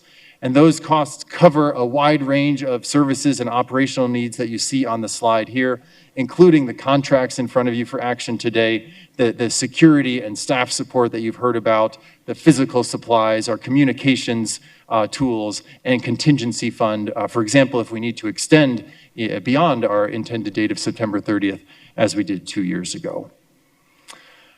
So to conclude, we have several requests of the City Council today for action, including item number 2 on your agenda, approval of the overall plan. Item 3, the lease for our 24/7 site. Item 4, the contract with UMOM. Item 5, contracts for our additional social service providers. Number 5, a contract with All Thrives 365 for heat relief supply distribution. The 7th item on your agenda is our contract for heat relief supplies. And last but certainly not least, our contract for digital content management for the new employee training program.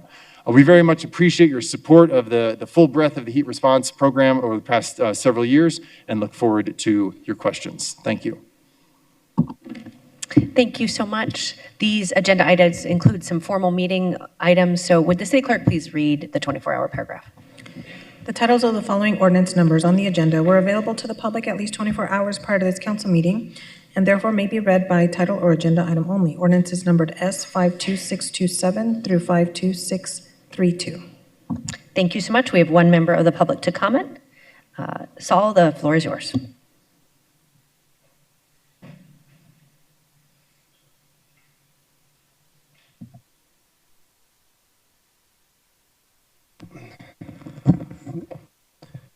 Good afternoon, members of the council, mayor. My name is Saul Pereira Moreno. I was here a few weeks ago pertaining to the light rail CapEx extension, and I'm here a longtime resident of West Phoenix and Maryville, born and raised there my entire life, and I'm part of the group called Rumbo, which is a grassroots organization by residents of West Phoenix for residents of West Phoenix pertaining to action against heat relief, heat island effects, to provide, to advocate for resources to specifically to residents of West Phoenix for heat relief, especially as West Phoenix is disproportionately impacted by the rising temperatures, especially in summer, that are several degrees warmer than other parts of Phoenix. And with that, I do agree with everything that they requested in terms of the Phoenix through items 2 through 8, through everything that is in support for resources that pertain to the reactive and proactive responses for the city of Phoenix, as this benefits not only the people that live here that are housed, that are of low income, but also greatly benefits that of the unhoused and those that live in trailers, mobile homes, or those that have very poor, inadequate air conditioning systems like old swamp coolers and such. So my organization that I'm a part of, we specifically survey and ask what the residents of Maryville want, and pretty much everything what they ask for is very beneficial to us. So yes, thank you. Thank you so much for that testimony. That concludes public comment. We'll go first to Councilman Robinson. Thank you, Mayor. First of all, I have a comment, then a quick question for Dr. Staub, but I want to thank you all. I think it's an excellent presentation. And, I think what we're able to do as a city in the summer months is invaluable. In a discussion I had with the city manager and a deputy city manager, Amber Williamson, was that anything we can do with any surplus to move toward the Office of Homeless Solutions, because you guys are doing a yeoman's job. Had a community meeting last evening. That was a big part of it. People asked a lot of questions. So they're seeing an impact, and clearly these are the most vulnerable. And Dr. Stopp, the question I have, it was on slide number 8, and it's more curiosity than anything else, and maybe it's something we can then focus our attentions on. But the folks who are dying from heat-related deaths involving substances, have we been able to narrow down what those substances are just yet, or is that still under consideration? Yeah, thank you, Mayor, Council, Councilman Robinson. Yes, we have a more detailed breakdown of what those substances are. Working with our Office of the Medical Examiner, they've been using toxicology results, and we've been using those results to look at whether we're seeing predominance of opioids or methamphetamine or other stimulant drugs. What we see in most cases is a mix of drugs, so oftentimes many different drugs in at the same time. But again, these are toxicology results, so we don't necessarily know what was the #1 contributing drug. Our big press in terms of education is specifically around stimulants. Opioids get a lot of attention because of the settlement funding that has gone into that response. But it is the added effect of stimulants and heat that is the biggest risk in the community. And so that is part of our campaign, both at the county and at the city level, to really emphasize that to both community partners who are working with that population as well as to individuals themselves. Okay, and thank you. Answered the second part of my question, the fact that you are zeroing in, or at least identifying the fact that what those substances are and making sure that population is aware of it. I say that because I know I saw Chief Giordano in the back, and I know it's something that he and his folks can, not necessarily from a criminality standpoint, but they're going to know when these things are happening in certain areas. But it's probably something that they could probably use that information to help them in certain areas of town as they go about with doing their duties, because it's, there are certain things and my guess is our police officers are going to know some of those areas that are hot spots for it, and my guess is as you get together and talk and find out, there's going to be some correlation there with where these deaths are occurring, or at least where these people are picked up in certain areas of town that the officers are well aware of. So with that, again, it was an excellent presentation. Thank you very much. Mayor, thank you for the time. Thank you, Vice Mayor. Thank you, Mayor. I also want to say thank you to staff. Thank you for the county for a very detailed presentation. It highlights the importance of coordination and the urgency that reflected in this year's heat response plan. We know extreme heat is not just a seasonal inconvenience. It is literally a public health emergency. And every year we're reminded that the stakes are higher and higher, particularly for our senior population, unsheltered residents, families with children, and individuals with underlying health conditions. I really appreciate that this plan builds on the lessons that we learned in 2025, and it continues to strengthen our partnerships with organizations. I have a couple of questions, maybe helpful. On slide 9, I believe. Yes, 9. What stood out to me was the number of individuals who had an air condition present, and yet it either was turned off or non-functioning. My first question, if you can, is does AC present include swamp coolers? Thank you, Mayor, Council, and Councilwoman Washington.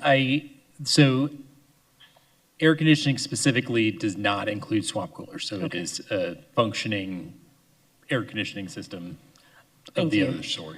And then my second question, I don't know if you have this detail, but I would be curious if maybe we could look into it as to when we say non-functioning, whether or not there are programs that if these individuals were aware of, we could have addressed the situation. So for example, through neighborhood services or some other agency. I'm just curious whether or not they meet the threshold. I see everybody looking down. Go ahead. I'm sure there's, go ahead. Yeah, Mayor and Council, thank you, Vice Mayor Hodge Washington, for the question. Yes, that's exactly the spirit of our review of the data each year and our discussion with city departments. I know we have other city departments represented here who may wish to weigh in, but it's absolutely our goal to understand how many and which and where of these cases are a good match for city programs, and then what can we do to make connections to those programs. That's a dialogue that we have every year, and the data here suggests we certainly have more work to do on that front. And I see our Neighborhood Services Director, Spencer Self, has come into the table.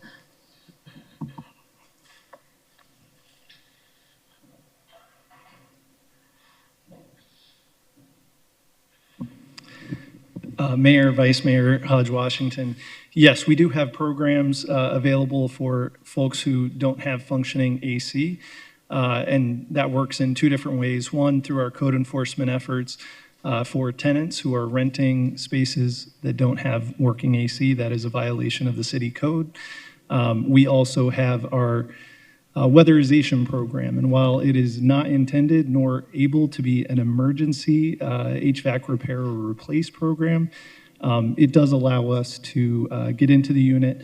We do have portable coolers that we install to give temporary relief, as well as connecting those residents to our other programs that the city provides to provide some immediate relief while we work on the underlying issue.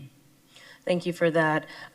Because I would presume that if someone decides to either turn off or not repair their air conditioning during our, trying to find a nice word for our summers, summer heat, it is probably an affordability concern. And I think some of this could be, maybe we could do a little bit more in educating the public about some of the options that are available. So that was a point of trying to figure out whether or not these individuals that would have qualified and they did not know about what we have as a city. So it's just whether or not this is an opportunity for targeted education. I really wanted to say I also appreciated the moving forward the emphasis or focus on our seniors and those that live in mobile homes. I have heard some concerns from individuals in mobile homes within my community, and I think they don't fully understand all of their rights, so I think that's part of the conversation that might be helpful as well.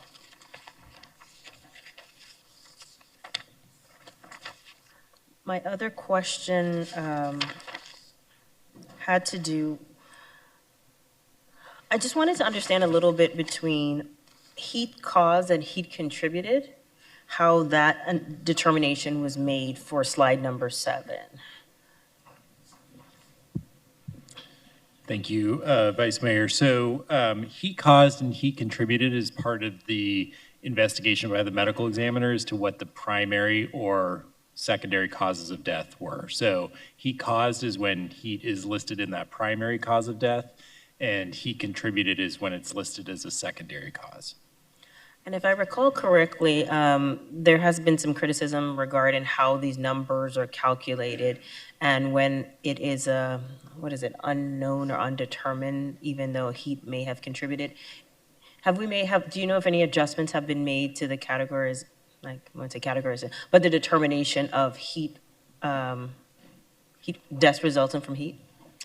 So the best person to respond to that would be our medical examiner. I will simply say that we have been strategic in our work with their office to not make significant changes because we know how important these trends over time are, and for our community to know whether our efforts are leading to change or not.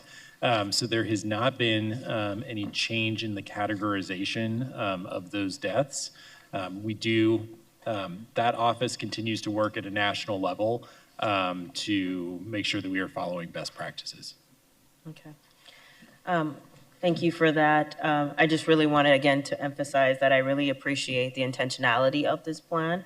I really am looking forward to us measuring outcomes. And maybe if you can talk a little bit about what are our performance metrics that we're looking at, not just for us as a city, but as our partners. I mean, I think the #1 metrics is a decline in heat-related deaths, but I think it might be helpful to articulate if there are other additional metrics that we are looking at to determine the success of our heat response plan.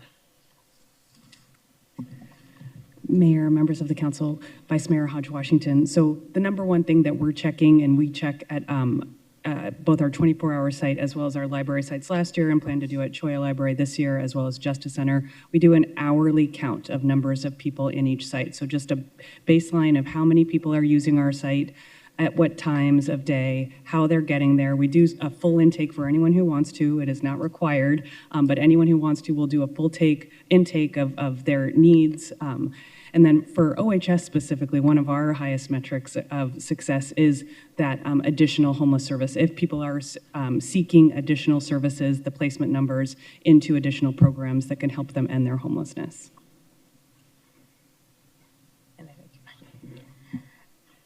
I presume fire means a less number of calls that you have to respond to. Yeah, Mayor, members of the council, Councilwoman Hodge Washington. From a fire department perspective, obviously calls for service is one of the metrics we look at, but again, we are in a transition phase of the way we look at our data. We looked at CAD data, and now we're looking at user input data through our EPCRs. And so right now we're just establishing that trend line that the others had talked about. The other things that we look at is obviously a decrease in deaths, but we also look at a decrease in acuity. And so what we're trying to affect on our side that we think reflects in a general increase in the well-being of our community is fewer calls, less resources on those calls, and lower times on calls.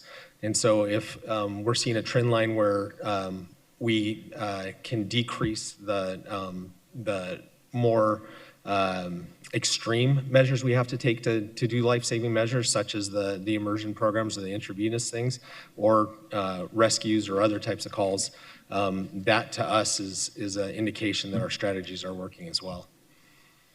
Thank you. And I presume that our 2021 heat response overview continues to include the 211 as well as the ride coordination to cool-in centers. As we consolidate or reduce the number of sites available, we are still providing transportation to those in need to the actual cool-in sites. So.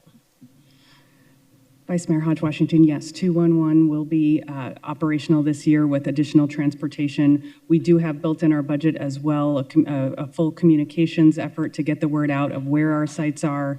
And then additionally, if we have families at each one of those sites, we will be, that are looking to connect with UMOM specifically for the family-specific services. We'll be partnering with the CAP teams, the Community Assistance Program, to provide safe transportation with car seats and boosters and what have you for those minor children as well. Okay, thank you. And I would close by saying, given that we've seen the numbers of individuals who have air conditioning that are not working, I don't know if we want to include an information campaign to explain how dangerous it still remains to be in a home with the air conditioning not working, not functioning properly. Thank you, Mayor. Those are my questions. Thank you, Councilwoman Hernandez. Thank you, Mayor. And, really thank you to all of the staff and partners that you are really doing the hard work of getting us here and building the plan on how we're going to meet the needs this coming year. So truly, truly, thank you for that. I really appreciate the honesty in outlining how heat-related deaths are the #1 cause of weather-related casualties across Phoenix and Maricopa County.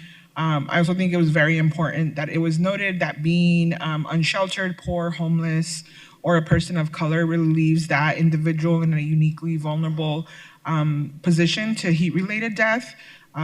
So it's critical that we are very clear with that and very honest with the community about that. Just have a few questions. I think, David, you might take most of them, but I think you and Rachel might take some of them. Our contract with UMOM, can you walk us through what that referral process is going to look like? Sure. Mayor, members of the council, Councilwoman Hernandez. So the contract with UMOM is an up to $300,000 contract for them to provide the services for families looking for heat relief this summer. We will provide transportation if families present at any of our heat-related sites. The contract specifically sets aside 20 units of shelter, a specific building, temporary shelter for families. If those are filled, we have worked with UMOM to identify a gym that could be utilized and use room dividers to make sure families still have some private space. So we'll be able to use that space. And even if those 2 spaces are filled, we also will have hotel vouchers. So those are the 3 spaces, but the services that UMOM will provide is an intake to every family who comes in for their vulnerability to get an idea of if they could be diverted back to friends or family if possible, coordination with other family shelters throughout our community, and then certainly the housing support if they go to the more not permanent, but if they end up being sheltered at UMOM in a longer than temporary fashion. Thank you for that, Rachel. I know last summer we were in constant communication about the increasing need for family support at the 24/7 at 20 West Jackson. I think I was calling you.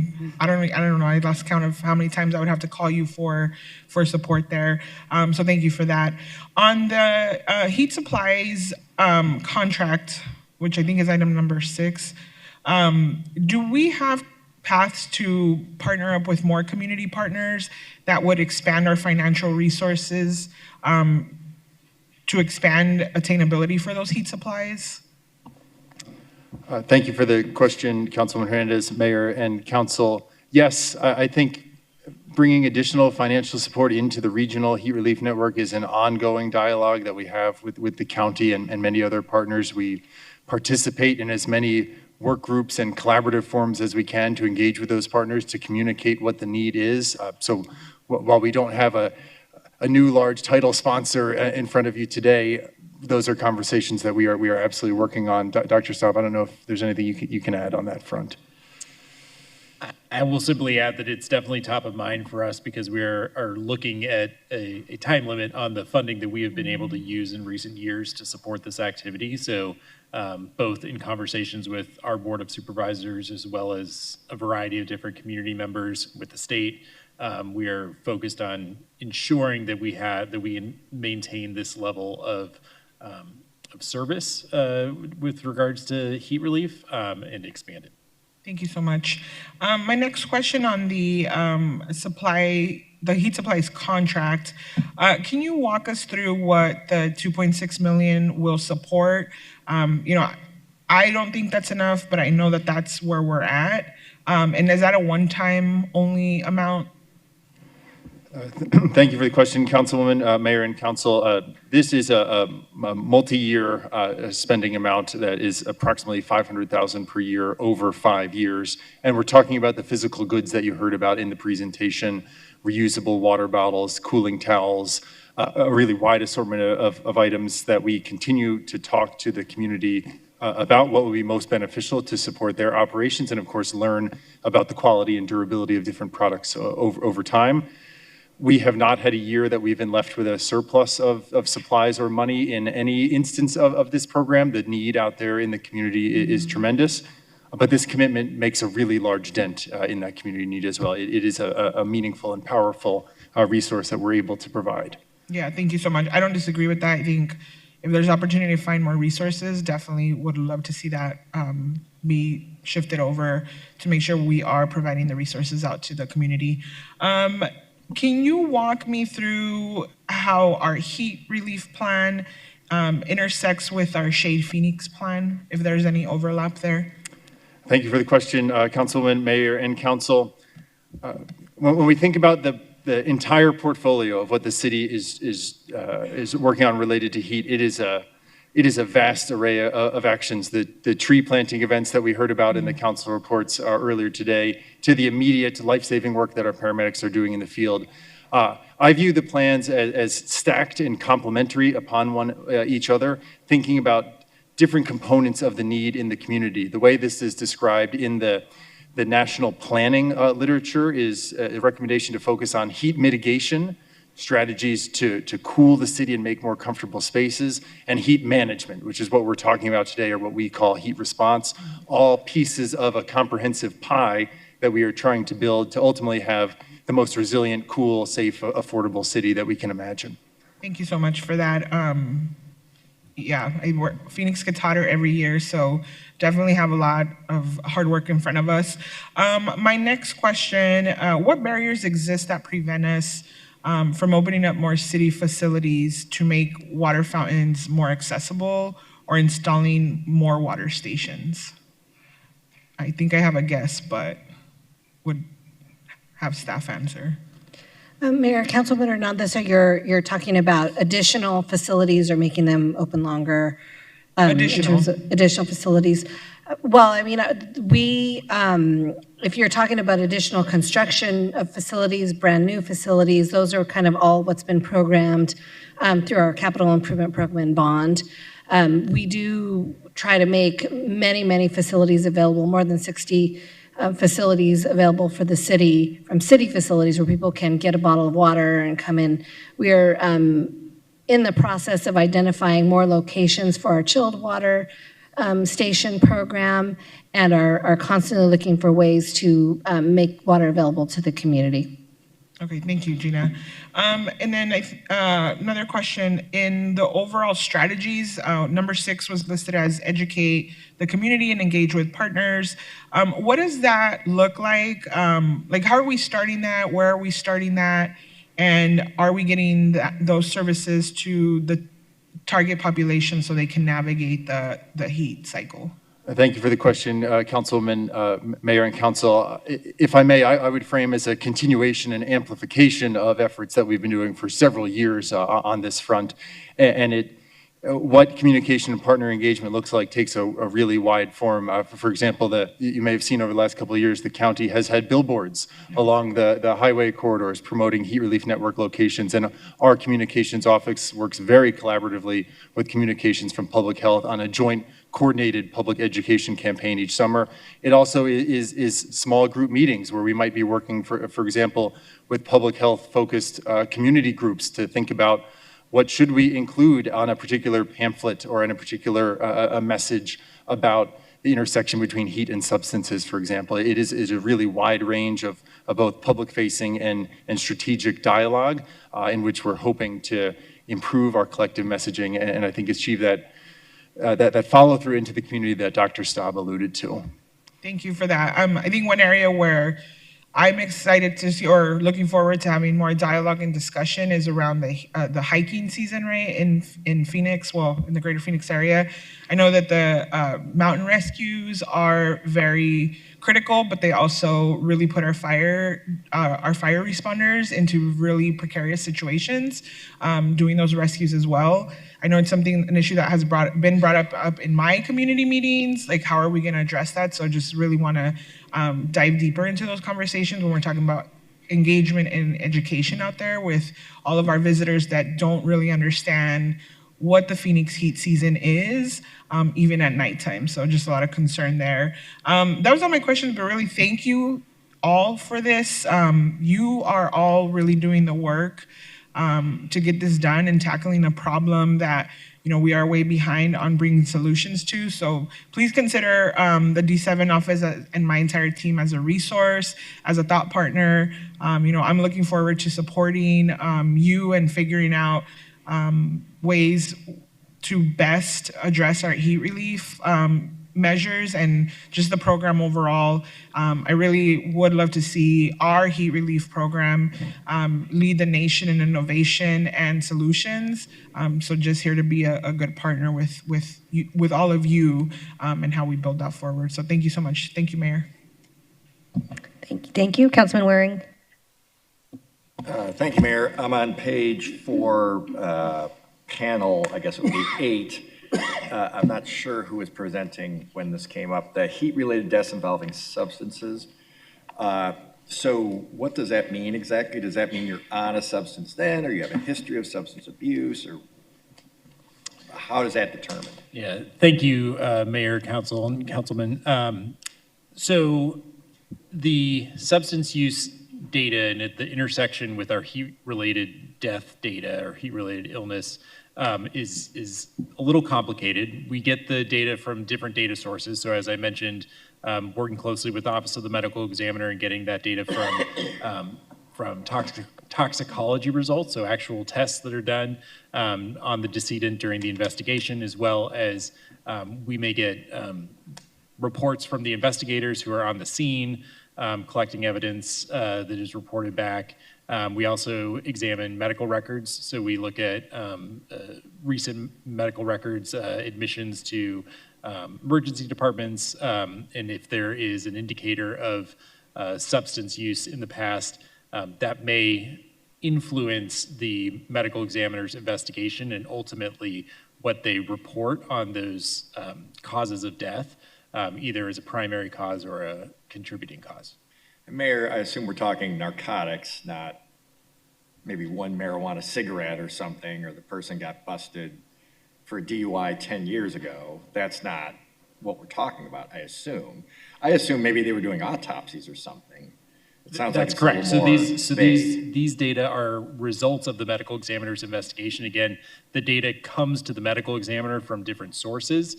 Ultimately is up to that investigator and that medical legal investigation process to determine whether substance use was a contributing or primary cause of death. And again, there are cases where that is ruled out if they can determine that it wasn't part of that chain of events that led to that death. So I guess if I took away something from this, 64% of the people who passed away had weakened their system with, it sounds like, some serious drug use over a period of time, if I hear what you're saying, had drugs in their system at the time, something like that. But it ultimately was the actual heat that killed them. So again, it's otherwise maybe they shouldn't be on this list. Well, so again, it gets into, so when we have the heat caused versus heat contributed, again, that's where heat is listed on the death certificate as contributing or a primary cause of death. The substance use is either a primary or a contributing cause of death, depending on the case in the investigation. But the 64% that involve substances have substance use on there and have heat on there as contributing or primary causes of death. All right, so I guess part of my question is trying to get it, this is a tough nut to track. I mean, no offense, the 8, 10 of you sitting up here are not going to prevent people from using drugs. I know, shocker, trying not to look too surprised. So it is hard to overcome this. $5 million isn't going to do it. But you can mitigate some of that damage by giving people a place to go. If I was trying to frame this to a constituent like, well, what are we doing here? I guess that would be it. Trying to put people in a safer place than they might otherwise be, left to their own devices. Which brings me to, and I can see her cringe. Hi, Rachel.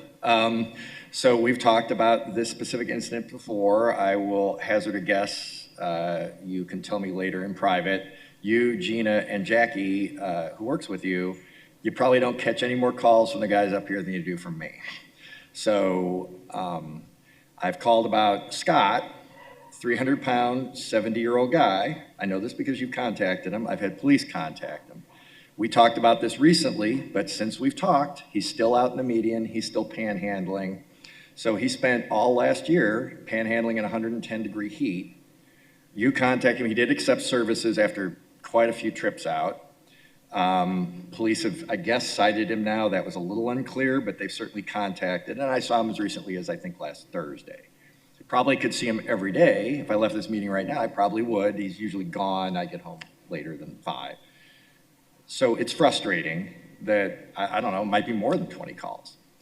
I look at these statistics. I see a 300 pounds, 70-year-old who stands out. Now, it's not 110 right now, but it's going to be 110 soon. And it is clear he is not moving, no matter what we tell him, no matter what we do, no matter what police tell him. He has rolled right through that for about a year and a half. You did mention, when we talked about this in my office here recently, that at some point he's a danger to himself. Well, I've got some news. It's going to be 110. He's going to stand outside all day panhandling where he's not supposed to, illegal. So even that's dangerous. He's a danger to himself. At what point do we step in so he doesn't become one of these statistics? This is one that we can prevent, whether it's through this program or just any of our programs, But I have to tell you, if a citizen asks me how effective this is, well, I'm a citizen, I should count, and we haven't been able to do anything with Scott. So what would I tell them? Councilman Waring, actually do have an update for you on Scott that maybe I'll give to you after this meeting, but I will say you're letting us... I have to interrupt here, Mayor. I did tell her this question was coming in advance, so... I will just say, yes, you all letting us know where there's someone who frequents a certain space is exactly what we need, because then we send our liaisons out and they make that connection and they build that relationship. And an individual might not be ready to join us on a trip over to shelter or treatment program that day, but building that relationship helps us get them to eventually one day. And Scott, as you know, has taken us up, and I do have an update for you that I'll provide you after this meeting. Okay, that's good, because I mean, again, I worry, I just was sure, I just happened to be going by a spot where he was sleeping, I would see him, I just thought, one day he's not gonna wake up, and it just killed me every time, so I called you pretty much every time. And I see this and I think that's one that we could prevent from having this kind of end. It just seemed like it was almost inevitable the way it was going. So I hope you have good news, but what steps can you take if someone is simply not responding to anything? So, Councilman Waring, if someone is a danger to themselves or others, our team is familiar with the petition process, so we will go down that route. Our team has not felt that that was the case for Scott at this time. All right, thank you. Councilwoman Pastor. Hi. Thank you for all the good work. And thank you to the mayor and council for supporting the work, because it's greatly needed. And shout out to the city of Phoenix of doing the work. I want to explain something regarding families in the 24-hour heat relief area. That became a challenge this summer because we had probably more families than what we thought. There wasn't an area really an area for children to really have an everyday life in that space. I know that at that time, family employees or we came up with a solution and tried to figure it out. Also, what was the challenge in that space was also food, having food for them. And so I'm happy to hear that UMOM is a partner with us because that's probably a better space and place for them to be. There's also outside to play, or not that you're playing in the summer, but at least to get out in the evening. And there's resources for them. So I want to thank staff for really looking at that. The other piece is I think we're going to start to see more and more in the statistics is moving on our elderly population and either being evicted or some health crisis coming about and becoming a bigger population in our unsheltered arena. I don't know, something's giving me allergies, in particular dementia arena.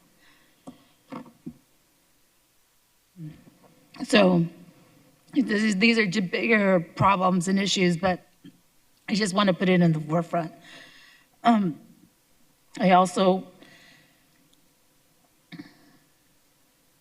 want to also talk about the air condition. The air condition piece, yes, we have it. I know I'm trying. And the thing about it, it's very cumbersome to qualify and go through the process. So I think as us as policymakers, we probably really need to look at the process in order for people to get the access that they need and be able to get the proper equipment. So I would like to, I know that you can't, but I'm just dialoguing and be able to look at that. One of the questions I have is, it's 64%, that famous page 8. of heat-related deaths, how many are of unhoused?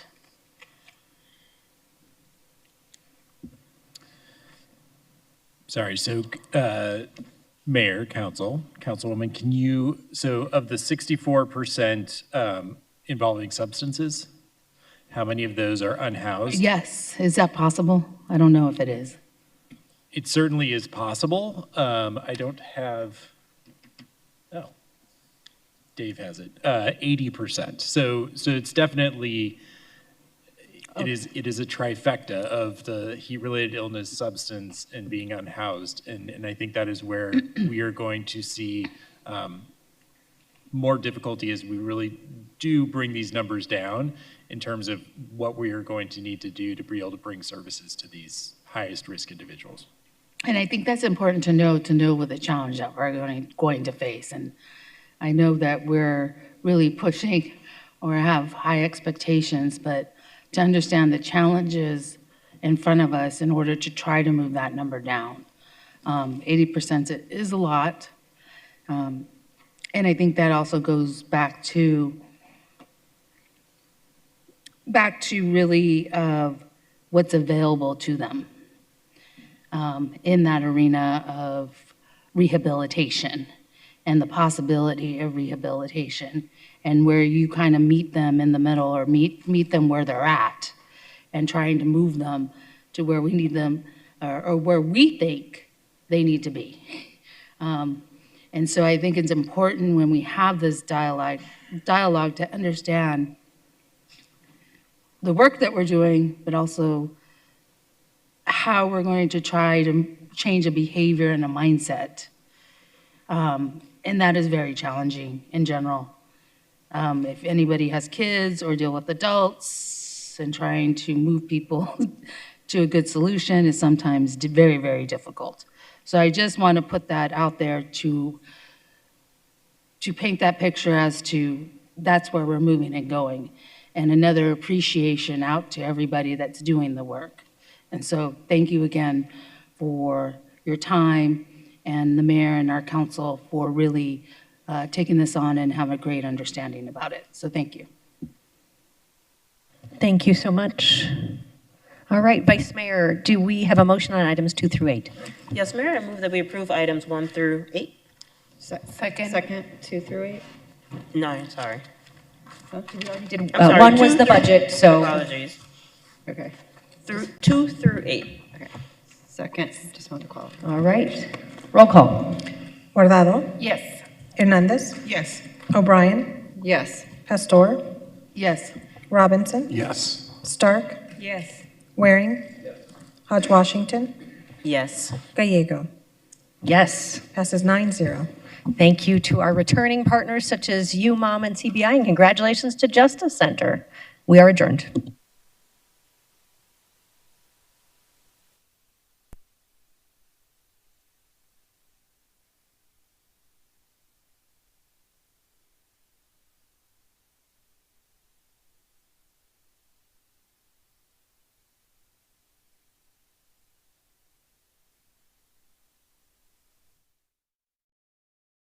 Of transportation is their scooter. So with us being able to come in and help overcome some of those barriers, it makes a big difference. It's our way of uplifting the community. Through some of the funding from the City of Phoenix, they will contribute